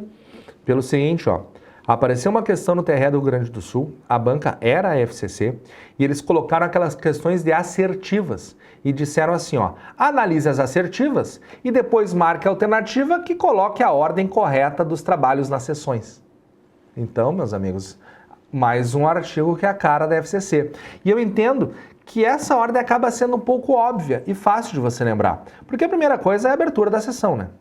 E se eu sou o presidente da sessão, o que eu faço? Aberta a sessão do Tribunal Pleno, hoje temos que verificar o quórum. Então, o segundo é o quórum, né? Depois, indicações e convocações e propostas. Então, bom, tem o quórum? Tem, então podemos iniciar os trabalhos. O que está acontecendo aí? Ah, eu queria indicar o presidente para a gente julgar primeiro esse processo aqui, porque ele tem prioridade. Ah, tá bom, joia. Ah, eu queria também dizer para o presidente que a gente precisa convocar juízes titulares de varas para estar compondo aqui temporariamente o nosso pleno, porque no mês que vem 2 colegas estarão de férias. Ah, joia, boas convocações. Ah, eu gostaria de dar uma proposta também, vamos, de repente, antecipar o nosso feriado, que é numa quinta-feira, vamos botar ele para segunda para emendar com o final de semana, ou botar para sexta para emendar com o final de semana? Ah, show, gostei dessa proposta, beleza. Então, isso que nós fizemos aqui no terceiro momento da nossa sessão. Só que agora estamos reunidos para julgar processos, né? Então vamos para o julgamento. Show de bola. Começamos a julgar processos, leitura de relatório, julgamento, acompanho o relator, discordo do relator, debates. E por fim, julgamos todos os processos. Aham, então vamos encerrar. Pronto, tá aí, ó. Abertura, quórum, indicações, julgamento e encerramento. Então, para quem compreende as sessões, essa ordem acaba sendo bastante óbvia, mas a gente não pode estar deixando de lado, porque já apareceu. Opa! O que está aparecendo com o Padre Washington no nosso pré-prova? Te explico, olha só. Estamos no capítulo do recurso ordinário. Recurso ordinário, que o Padre Washington agora adora falar ordinário. Então, o que acontece? O recurso ordinário é o recurso mais vagabundinho que nós temos dentro do TRT 21. Por quê? Porque o recurso ordinário é o recurso que cabe contra todas as decisões dos juízes do trabalho de primeira instância. Então, obviamente, o recurso ordinário é a matéria que mais chega até o TRT 21 e por isso ele é sempre competência das 2 turmas. Então, como nós temos 2 turmas com 4 desembargadores cada, quando chegam os recursos ordinários, eles vão sendo distribuídos pelas turmas, certo? Então, vamos com esse nosso rápido resumo sobre os recursos ordinários. Inclusive, eu posso relembrar para vocês das nossas aulas que os recursos sempre têm prazo de 8 dias, com exceção de embargos de declaração, que são 5 dias. Então, após esse breve resumo, vamos ver o que eu destaquei do regimento aqui. Então, lá vou eu. Caberá recurso ordinário para o Tribunal Superior do Trabalho das decisões do tribunal nas hipóteses do artigo 95 da CLT. Já parei de ler. Como assim, professor? Eu sempre pensei que recurso ordinário só quem julgasse fosse o TRT. O TST julga recurso de revista, beleza?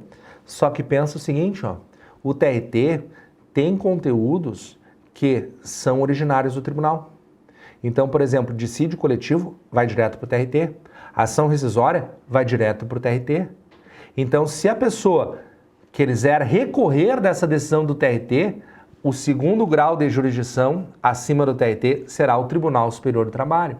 E nesse caso nós estamos diante de um recurso ordinário dirigido ao Tribunal Superior do Trabalho. Então eu não posso marcar na prova que o TST só julga recurso de revista, porque o TST também julga recursos ordinários das decisões originárias dos tribunais regionais de trabalho. E esse artigo 237 do Regimento Interno é uma oportunidade para eu deixar bem claro isso, embora nas nossas aulas de processo de trabalho eu já tenha explicado isso, certo? Agora aqui vai falar do nosso prazo, né? O recurso será interposto perante o presidente do Tribunal Regional do Trabalho no prazo de 8 dias, a contar da publicação da conclusão do acórdão do órgão oficial, realizado o preparo na forma da lei. Como eu falei, o prazo normal de recursos é 8 dias.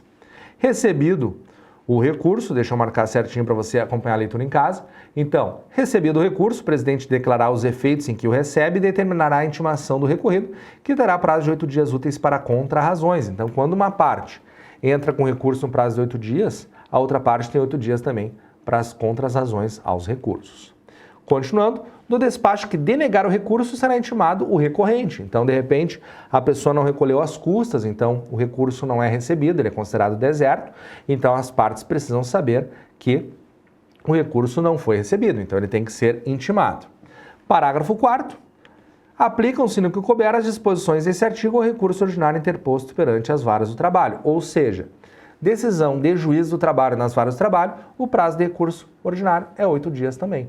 Então, tá tudo certo aqui com relação ao nosso recurso ordinário, que eu fiz uma homenagem aí para o compadre Washington, que adora falar ordinária, porque o recurso ordinário é realmente o recurso mais vagabundinho, o recurso mais ordinário, o recurso mais comum dentro da nossa Justiça do Trabalho, certo? E esses foram os aspectos que eu chamei a atenção aqui dentro do nosso regimento interno. Agora, meus amigos, vamos para o nosso bônus, porque eu prometi para vocês que estaria falando com vocês sobre o nosso Código de Ética do TRT da 21ª Região.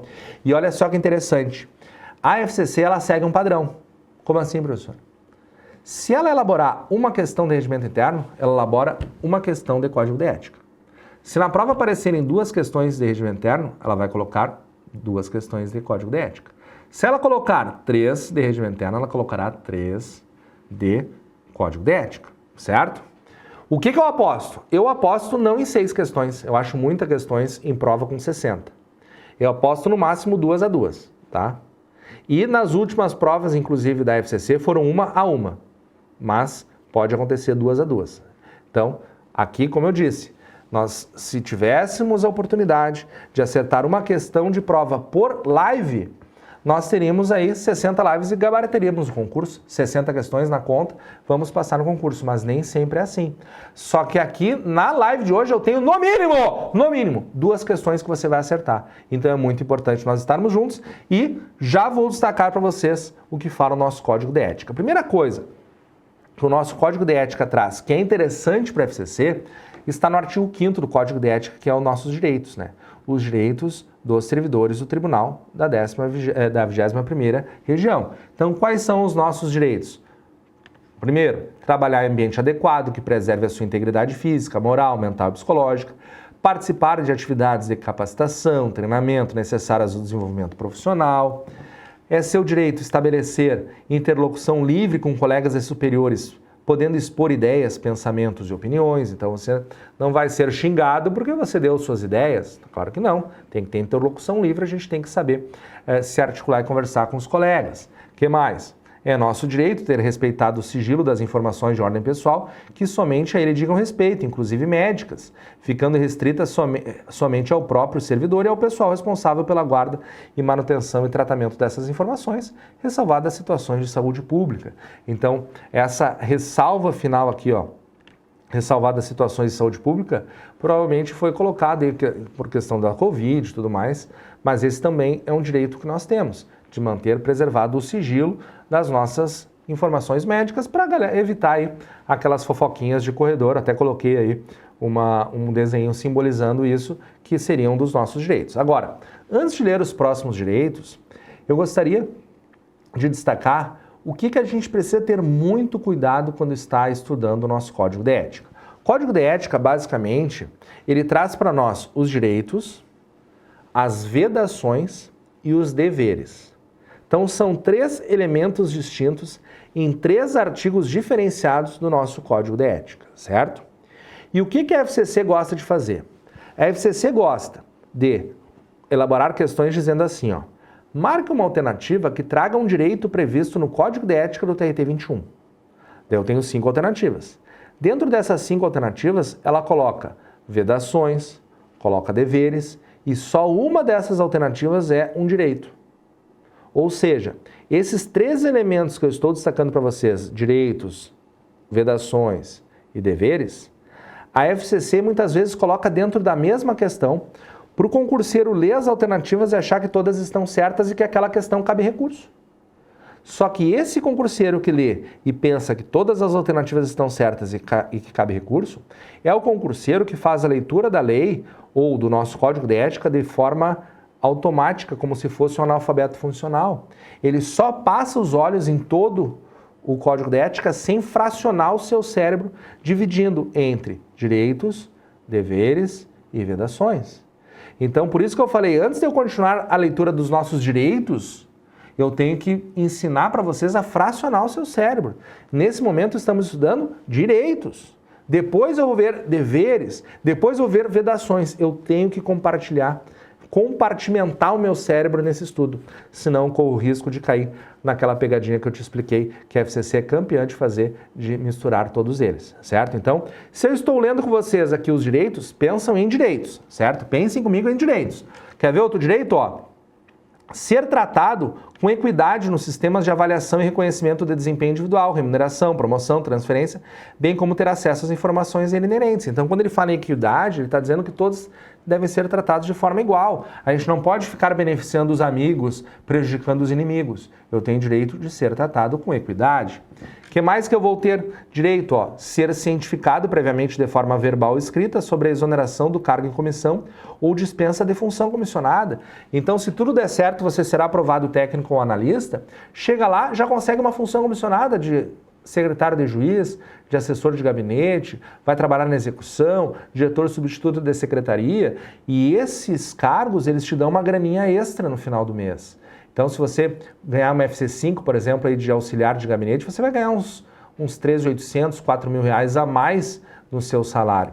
Então, quando você, em tese, for perder essa função comissionada, você tem direito de ser avisado. Pode ser de forma verbal ou escrita, mas você deve ser cientificado. O que o nosso Einstein está falando aqui, ó, é para você lembrar dessa frase aqui, ó, cientificado, tá? Tem que ficar ciente, você tem que ter ciência que vai estar sendo exonerado de um cargo em comissão ou dispensado de uma função comissionada, certo? E a expressão máxima de ciência que nós temos na história da humanidade, certamente é o Einstein. O que mais você tem direito? Você tem direito de não sofrer retaliações nos casos de denúncia de atos antiéticos ou ilegais cometidos por colegas ou superiores hierárquicos. Então, se o meu chefe lá está aprontando, azar da hierarquia. Eu vou lá e vou denunciar. Esse é o meu direito, tá aqui, ó. Não vou sofrer retaliação porque eu denunciei atos antiéticos ou ilegais. É um dos meus direitos previstos no Código de Ética.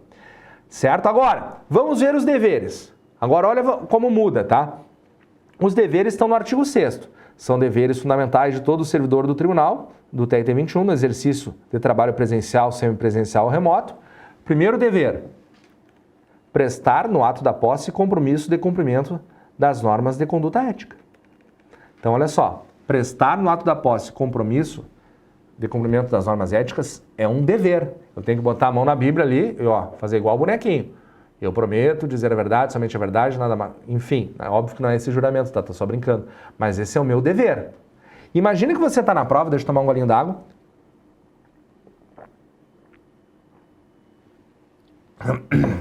Imagina que você está na prova e aparece para você marcar um direito.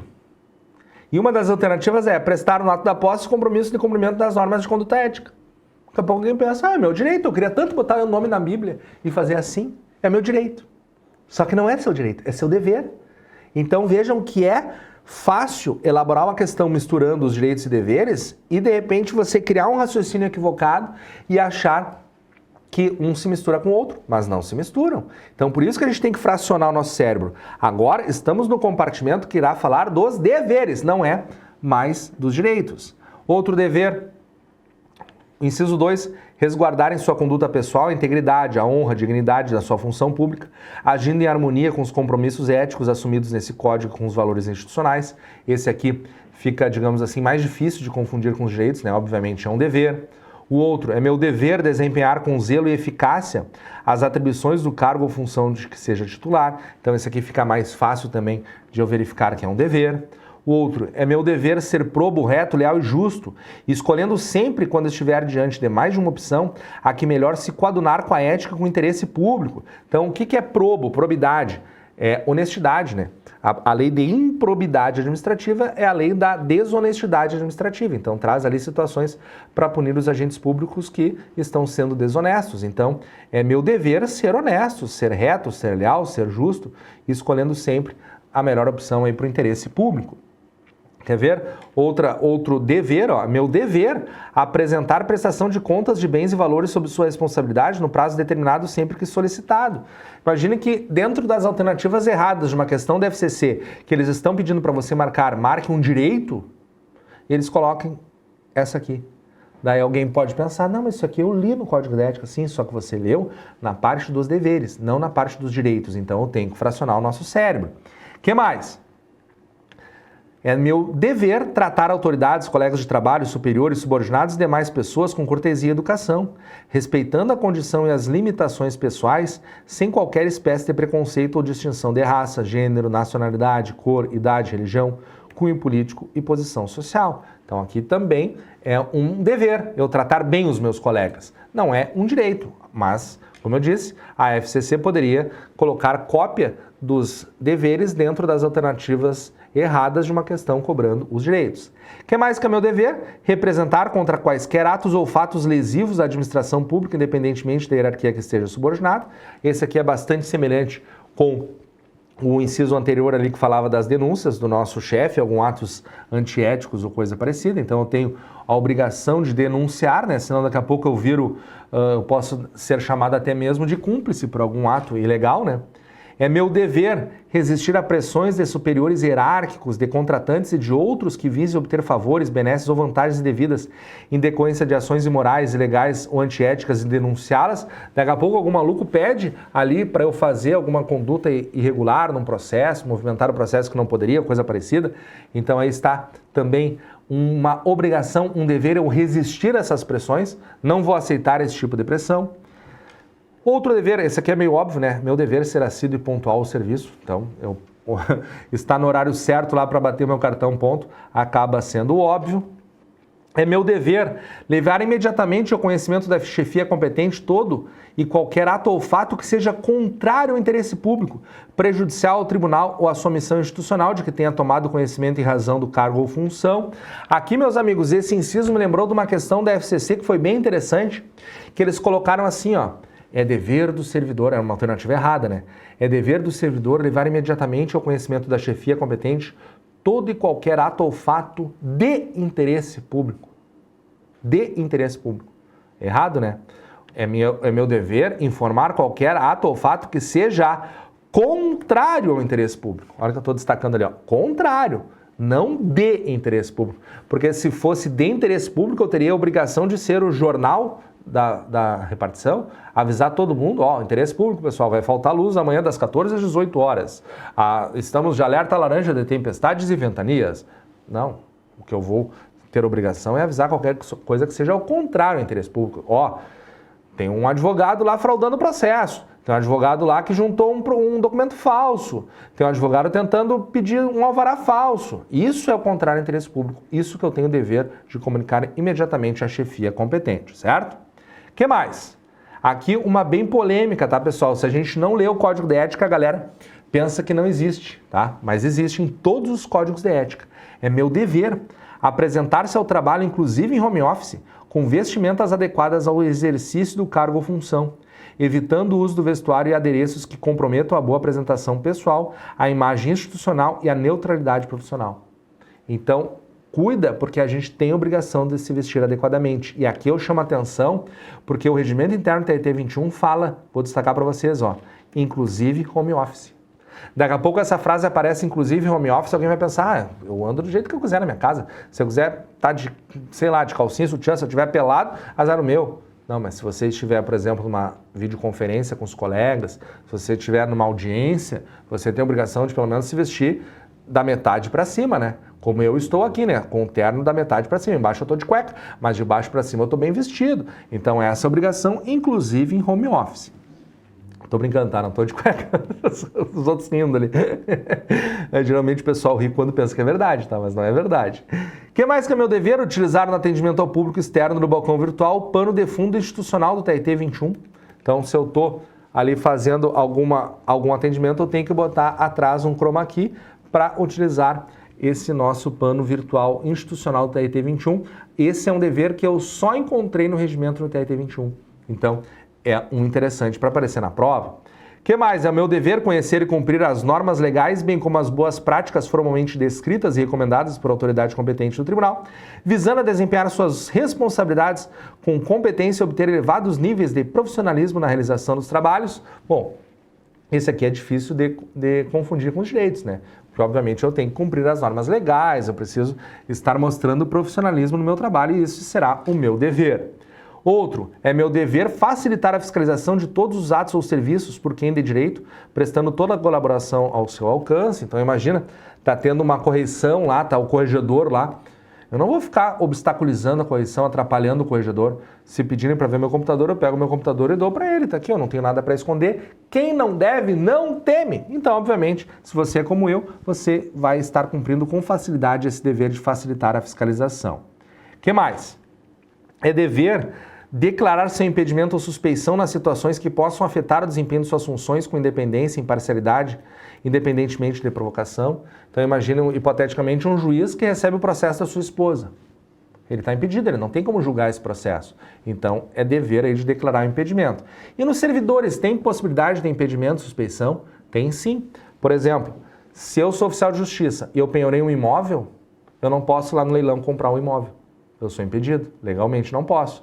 Então imagina que eu quero comprar um imóvel, daí eu vou lá, putz, bem o que eu queria comprar fui eu que penhorei. Já estou declarando meu impedimento, não vou poder comprar. É assim que funciona e isso é o meu dever. O que mais? É meu dever evitar assumir posição de intransigência perante a chefia ou colegas de trabalho, respeitando os posicionamentos e ideias divergentes, sem prejuízo de representar contra qualquer ato irregular. Então, eu não vou ser o teimoso lá da repartição, ficar brigando com todo mundo para todo mundo acatar as minhas opiniões. Então, eu tenho direito à livre interlocução, mas, ao mesmo tempo, eu vou evitar assumir posições de intransigência. O que mais que é meu dever? Divulgar no ambiente de trabalho informações e conhecimentos obtidos em razão de treinamentos e cursos de pós-graduação feitos com autorização ou custeio pelo TRT ou de exercício profissional que possam contribuir para a eficiência dos trabalhos realizados pelos demais servidores. Às vezes o nosso TRT da 4ª Região aqui faz cursos que são destinados a um servidor por vara do trabalho. E daí esse servidor tem o dever de divulgar, disseminar esse conhecimento. E isso está aqui previsto também no Código de Ética do TRT 21, o TRT lá do Rio Grande do Norte. O que mais? É meu dever manter sob sigilo dados e informações de natureza confidencial obtidas no exercício de suas atividades ou ainda de natureza pessoal de colegas e subordinados que só eles digam respeito, às quais porventura tenham acesso em decorrência do exercício profissional, informando a chefia imediata ou a autoridade responsável, agora está aqui para baixo, vou subir um pouquinho, ou autoridade responsável, quando tomar conhecimento de assuntos sigilosos que estejam ou venham a ser revelados. Então, o que está acontecendo? É o meu direito ter preservado as minhas informações pessoais. Beleza, está lá no artigo 5º. Só que, por outro lado, é meu dever manter as informações dos meus colegas em sigilo. Então, de repente, eu trabalho no setor de RH do TRT e lá eu tenho informações aos dados pessoais dos colegas. Esses dados eu não posso estar divulgando, certo? Eles são dados privados. Então, essa questão dos dados privados aparece, sim, dentro dos direitos e aparece dentro dos deveres. Então, tem que saber interpretar o que está sendo dito. Então, é meu direito ter preservado o meu sigilo, mas é meu dever preservar o sigilo dos outros. Então, cuidado para não ser enganado por jogos de palavras feitos na banca lá na hora da prova. O que mais que é meu dever? É meu dever empenhar-se no seu desenvolvimento profissional, mantendo-se atualizado quanto aos novos métodos, técnicas e normas de trabalho aplicáveis à sua área de atuação. Esse é difícil da gente confundir. É meu dever observar as políticas de uso do portal interno, intranet, extranet do tribunal. Então não posso pegar, por exemplo, o e-mail do tribunal e ficar mandando pornografia para todo o tribunal, né? Então também é meu dever observar essas regras. O que mais? É meu dever utilizar os serviços e recursos de tecnologia da informação de forma adequada, segundo as diretrizes e os padrões estabelecidos nas normas que integram a política de segurança da informação do tribunal, de modo a preservar a confidencialidade, integridade e disponibilidade da informação dos recursos tecnológicos. Então, o exemplo do e-mail também é interessante, mas eu poderia dizer o seguinte, cuidado com as nossas senhas. Não forneçam as senhas a terceiros ou, de alguma forma, permitam que terceiros tenham acesso, porque pode facilitar algum ataque hacker ao nosso tribunal. E aqui está um dever, né? Muito importante. E agora que nós vimos os nossos direitos, vou trocar de página aqui para ficar mais fácil. Nós vimos os nossos direitos e nós vimos os nossos deveres, agora vamos para as vedações. Olha só, as vedações muitas vezes, elas, digamos assim, elas têm a ver com o que nós já falamos sobre o Código de Ética até aqui. Mas a gente precisa compartimentar o nosso cérebro. Uma coisa são os direitos, uma coisa são os deveres, outras coisas são as vedações. É sempre aqui que caem questões da prova no Código de Ética. Questões do Código de Ética ou fala da organização das comissões de ética ou fala dos direitos, deveres e vedações. Então é sempre a mesma coisa. A organização da comissão de ética está depois das vedações. A gente vai estudar também na noite de hoje. Mas eu tenho que chamar a atenção para vocês compartimentarem o seu conhecimento e não ler de rodo. Assim, eu vou ler tudo correndo. Não, compartimenta. Já vimos os direitos, já vimos os deveres, agora vamos para as vedações. É vedado ao servidor do TRT 21, primeiro, praticar qualquer ato que atente contra a honra e a dignidade da sua função pública, os compromissos éticos assumidos nesse código e os valores institucionais. Por exemplo, vai lá e dá uma apertadinha na colega. Não rola, né? Certamente isso é vedado, é proibido. O que mais que é proibido? É proibido, é vedado, usar do cargo, da função ou de informação privilegiada em situações ou vantagens que configurem abuso de poder, práticas autoritárias ou que visem a quaisquer favores indevidas para si, para outros indivíduos, grupos de interesses ou entidades públicas ou privadas. A FCC, recentemente, não foi tão recentemente, foi em 2022, mas ela fez uma questão prática aqui. Ela colocou uma questão dizendo que determinado servidor do tribunal tinha um filho que queria entrar numa faculdade privada. E pediu favor lá para o reitor, e o reitor, tendo uma contraprestação do trabalho do colega, permitiu que o filho dele entrasse sem exame vestibular na universidade. Daí perguntará, isso não tem nenhuma irregularidade? A resposta é sim, essa questão é vedada, é uma das vedações do Código de Ética do Tribunal, que está de alguma forma usando cargo, função ou informação que esteja de alguma forma trazendo vantagem para si ou para alguém da sua família. Então está aqui o artigo que fala sobre isso. O que mais?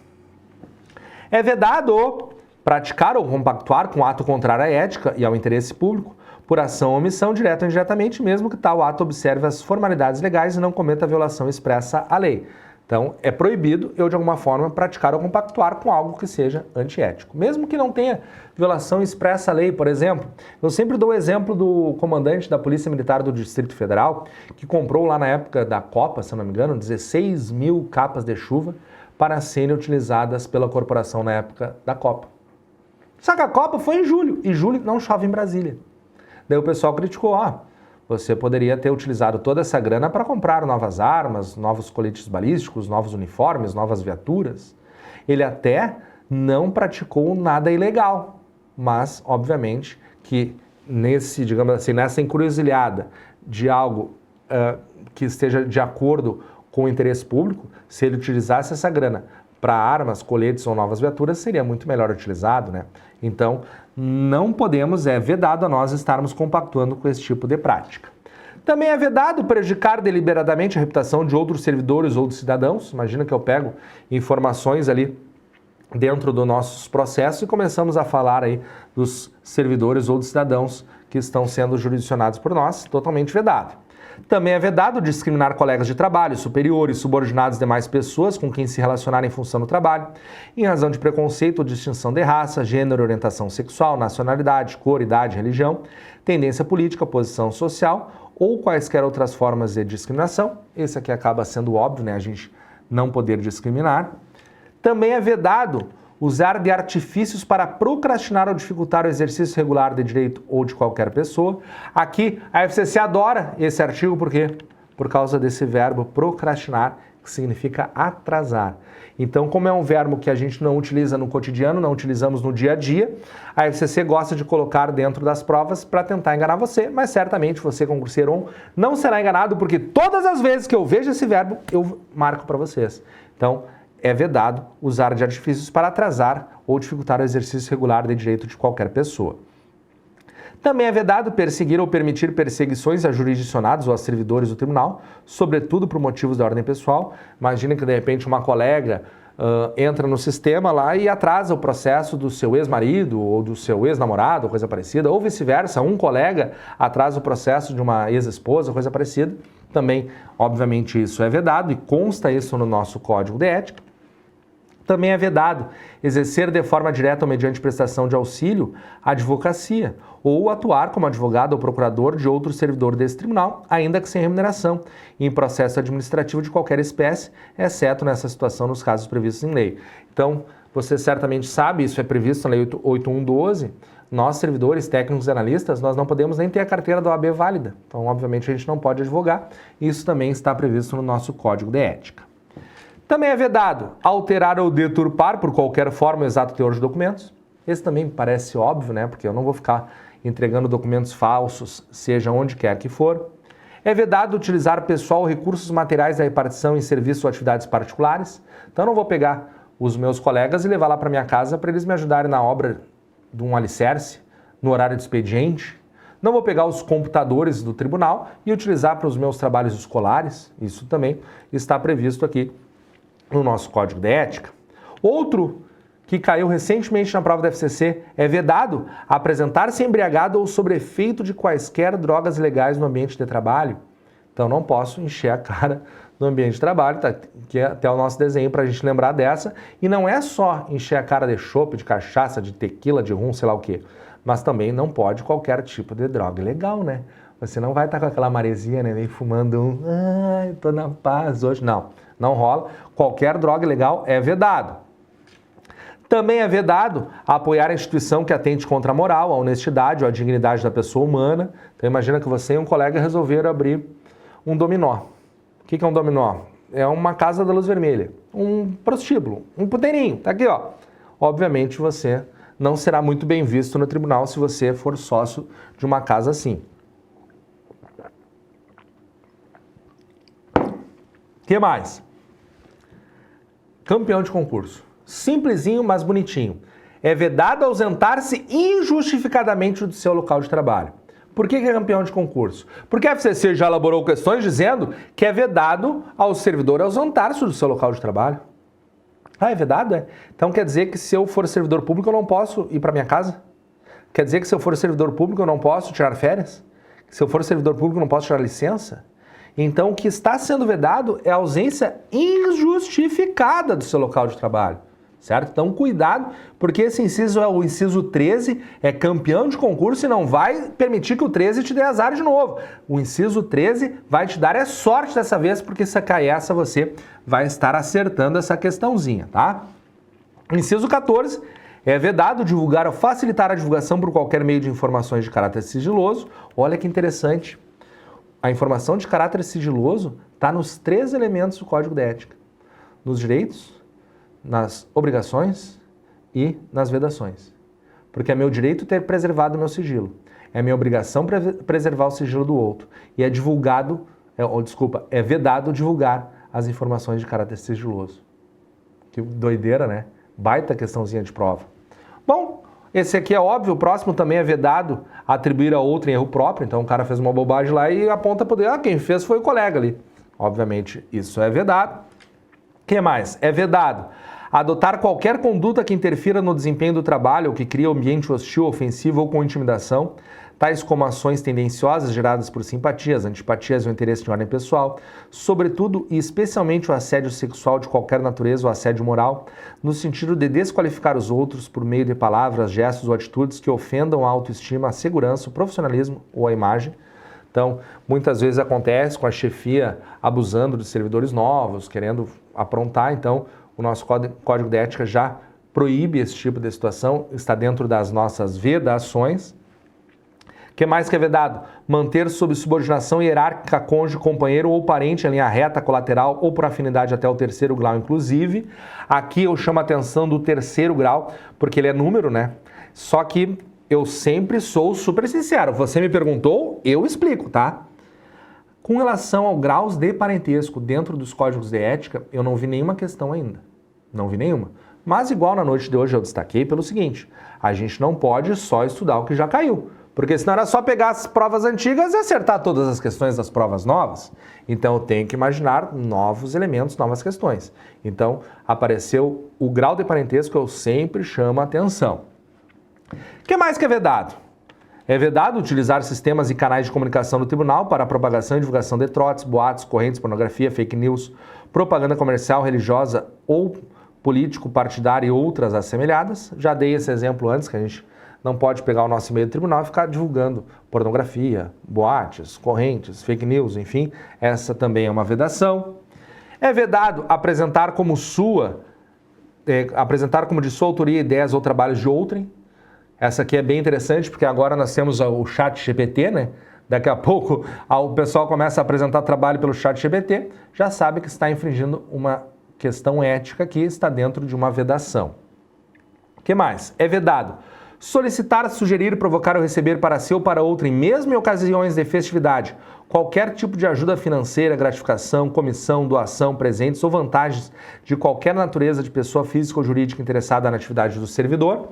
Aqui eu poderia dar o exemplo daquele colega que permitiu que seu filho entrasse na universidade sem participar do vestibular. Baita questãozinha de prova, né? Deixa eu pegar um pouquinho d'água aqui, porque acabou a água daqui da minha xícara e eu tô com sede já. Então deixa eu botar o restinho d'água aqui da minha garrafinha. E a última vedação, meus amigos, essa aqui é a mais tranquila, né? Tá atrás do meu cabeção. Vou botar para cima aqui, ó. É vedado ser conivente com erro ou infração a esse código de ética, certo? Então aqui está uma vedação para lá de importante, mas ela é bem tranquila, não vamos estar caindo em nenhum tipo de pegadinha nesse aspecto, certo? Vencidas as nossas vedações, dentro ainda aqui das vedações, agora nos parágrafos, vão estar trazendo os conceitos de presentes. Mas, professor, eu vou abrir o coração para o senhor, tá? Eu li o Código de Ética, já do TRT 21, mas quis assistir o pré-prova para ter certeza que eu estava lendo certo. Porque o parágrafo primeiro ali que fala sobre os presentes, parece que ele está meio deslocado, né? Vamos ver? Bota na tela a nossa apostila, olha só. Aqui dentro das nossas vedações, no exemplo do colega que permitiu o filho de entrar na universidade sem participar do vestibular, nós temos que é vedado a gente receber presentes. Olha aqui, ó, tem a palavra presentes dentro do nosso inciso 20 desse artigo, certo? Por isso que quando terminam os incisos, entra direto nesse parágrafo primeiro, me explicando o que não é considerado presente. Se não é considerado presente, é considerado o quê? O Código de Ética chama de brinde. Então, antes de eu explicar para vocês o que não é considerado presente, entenda o seguinte, ó. Se falar em presente, é proibido. Mas se falar em brinde, é permitido. Nós, servidores, podemos receber brindes. Então, é o parágrafo primeiro que explica isso, olha só. Não se consideram presentes para fins do inciso 20 desse artigo os brindes que, daí olha só, primeiro deles, os brindes que não têm o valor comercial, né? Não tem valor comercial. Eu fui num congresso e recebi uma caneta. Eu vou enriquecer com uma caneta? Não, né? A não ser que eu utilize a caneta para preencher um joguinho da Mega Sena. Isso aí não tem nem valor comercial. O que mais?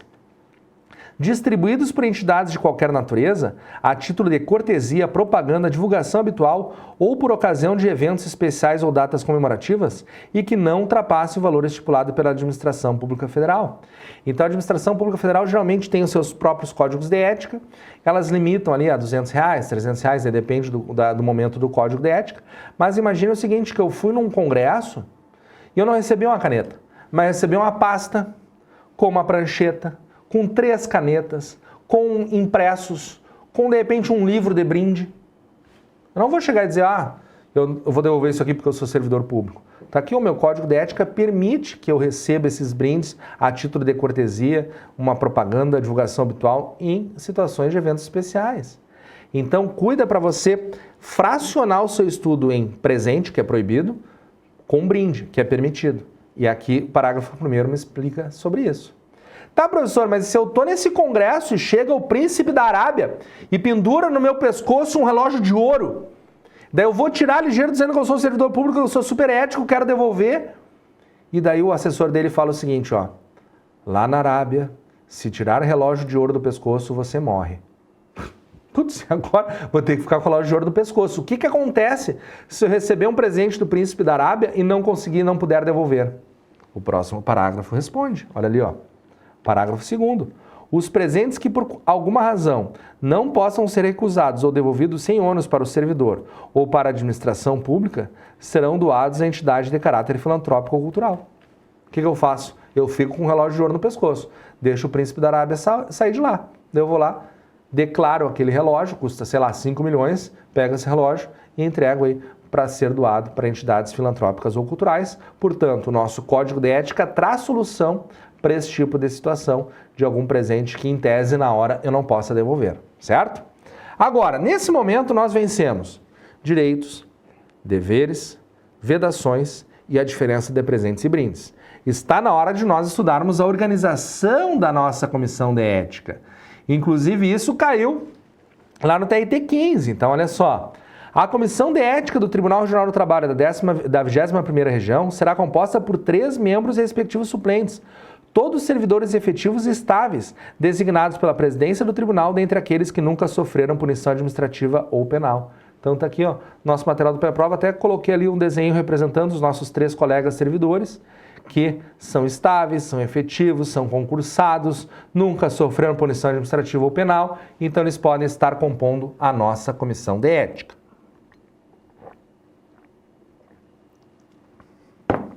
Mas como funciona a comissão de ética? Eles ficam lá para sempre? Não. Eles vão ter mandato de 2 anos, e aqui é comum em todas as comissões de ética de todo o Brasil. Em todos os TRTs do Brasil que eu li o Código de Ética, sempre eles têm aí o mandato de 2 anos permitida a recondução. E essa informação, certamente você sabe que a nossa FCC ama de paixão, certo? Continuando. O presidente da comissão será indicado pela presidência do tribunal para mandato de 2 anos permitida a recondução. Então, assim como o presidente indica os colegas servidores, o presidente da comissão também é indicado pelo presidente do nosso tribunal. Artigo 10. Os integrantes da comissão desempenharão suas atribuições concomitantemente com as de seus respectivos cargos, ou seja, quando eu entro na comissão de ética, eu não saio do meu cargo. Se eu sou um analista, se eu sou um técnico, eu simplesmente vou acumular mais uma questão, vou acumular mais uma função, certo? Eu não vou estar abrindo mão de tudo e sendo membro da comissão de ética. Isso não acontece. Agora, tira da tela um pouquinho. Quando a galera pensa que vai entrar na comissão de ética, ele vai pensar, opa, eu quero ser indicado para essa comissão de ética aí porque eu vou ganhar um dinheirinho a mais. Mas não tem dinheiro a mais. Esse artigo já está mostrando que vai desempenhar as atribuições concomitantemente com seus respectivos cargos. E essa informação do dinheirinho a mais já caiu em provas anteriores da FCC, mas ela será reforçada no próximo artigo. Então, na tela novamente, olha só. Artigo 11. Não haverá remuneração pelos trabalhos desenvolvidos na comissão de ética, os quais serão considerados prestação de relevante serviço público e constarão da ficha funcional do servidor. Olha ali o nosso dinheirinho voando, a gente pensando que ia ganhar um dinheirinho a mais sendo membro da comissão de ética, mas nós não ganharemos. É um conhecimento fácil? Sim, mas é algo que a gente tem que levar para a prova porque a FCC gosta de perguntar. E na minha opinião, não existe conhecimento fácil nem conhecimento difícil, existe conhecimento não estudado. E tenho certeza que nesse material do pré-prova nós estaremos encontrando todas as questões de regimento interno do Código de Ética que você irá enfrentar lá no dia 17 de dezembro. Então, agradeço demais a sua audiência e, como eu sempre digo, fui testemunha nessa noite da sua audiência, do seu merecimento. Então, sempre coloco aqui um textinho dizendo que nesse momento encerramos mais uma etapa de nossas vidas, mais uma prova se passou e as esperanças de um futuro melhor permanecem. Será que foi dessa vez que conseguimos a nomeação? Essa resposta não existe com certeza, pois a certeza estragaria a própria resposta. Mas uma coisa nós temos certeza. Cada um de nós deu o seu melhor e os concurseiros ON são merecedores de suas vagas. Eu, professor Pedro Kunf, testemunha disso. Boa prova, pessoal. Então, meus amigos, para eu ser merecedor, saber todo mundo que está aí do outro lado da tela, poder mandar minha energia de aprovação, eu gostaria que você desse um print na tela, compartilhasse nas redes sociais que você estava comigo até essa hora da noite, marcasse o professor Pedro Kunf e o concurseiro ON, ou um ou outro, lá no Instagram, nas suas redes sociais, para que a gente possa ir lá, comentar esse compartilhamento, comentar esse seu esforço e dar o nosso testemunho da sua aprovação. Agora, muitas vezes me perguntam por que a certeza da aprovação estraga a própria resposta? Porque se você tivesse certeza que seria aprovado, você sequer estaria ouvindo a minha voz até essa hora da noite. Você iria fazer outra coisa que você gosta mais, você deixaria de estudar, você deixaria de se esforçar, você deixaria de acordar uma hora mais cedo, você deixaria de fazer o que realmente um concurseiro merecedor faz para ser aprovado, que é um grande esforço em busca da realização desse sonho. Então, quando o concurseiro tem certeza que será aprovado, geralmente naquela prova ele roda. Então, dê as mãos para essa incerteza, para essa insegurança, transforme essa incerteza em um cônjuge necessário para o seu sucesso e vai com tudo para o TRT 21. Tenho certeza que você está muito bem preparado e nessa noite eu fui testemunha. E não esqueça, como eu sempre digo, dá o link aqui nesse vídeo, siga o nosso canal e lembre que nós temos também a nossa corrente da posse, em que você pode ser um membro aqui do nosso canal, cheio de, digamos assim, diferenciais, e é apenas R$ 14,90 para você ser membro do canal. Está aqui embaixo o botãozinho Seja Membro do nosso canal do Corrente da Posse. Nós temos aulas inéditas, conteúdos inéditos, nós temos grupo de WhatsApp exclusivo para os membros. Eles indicam para mim conteúdos para colocar ali no nosso canal, que é somente para os membros.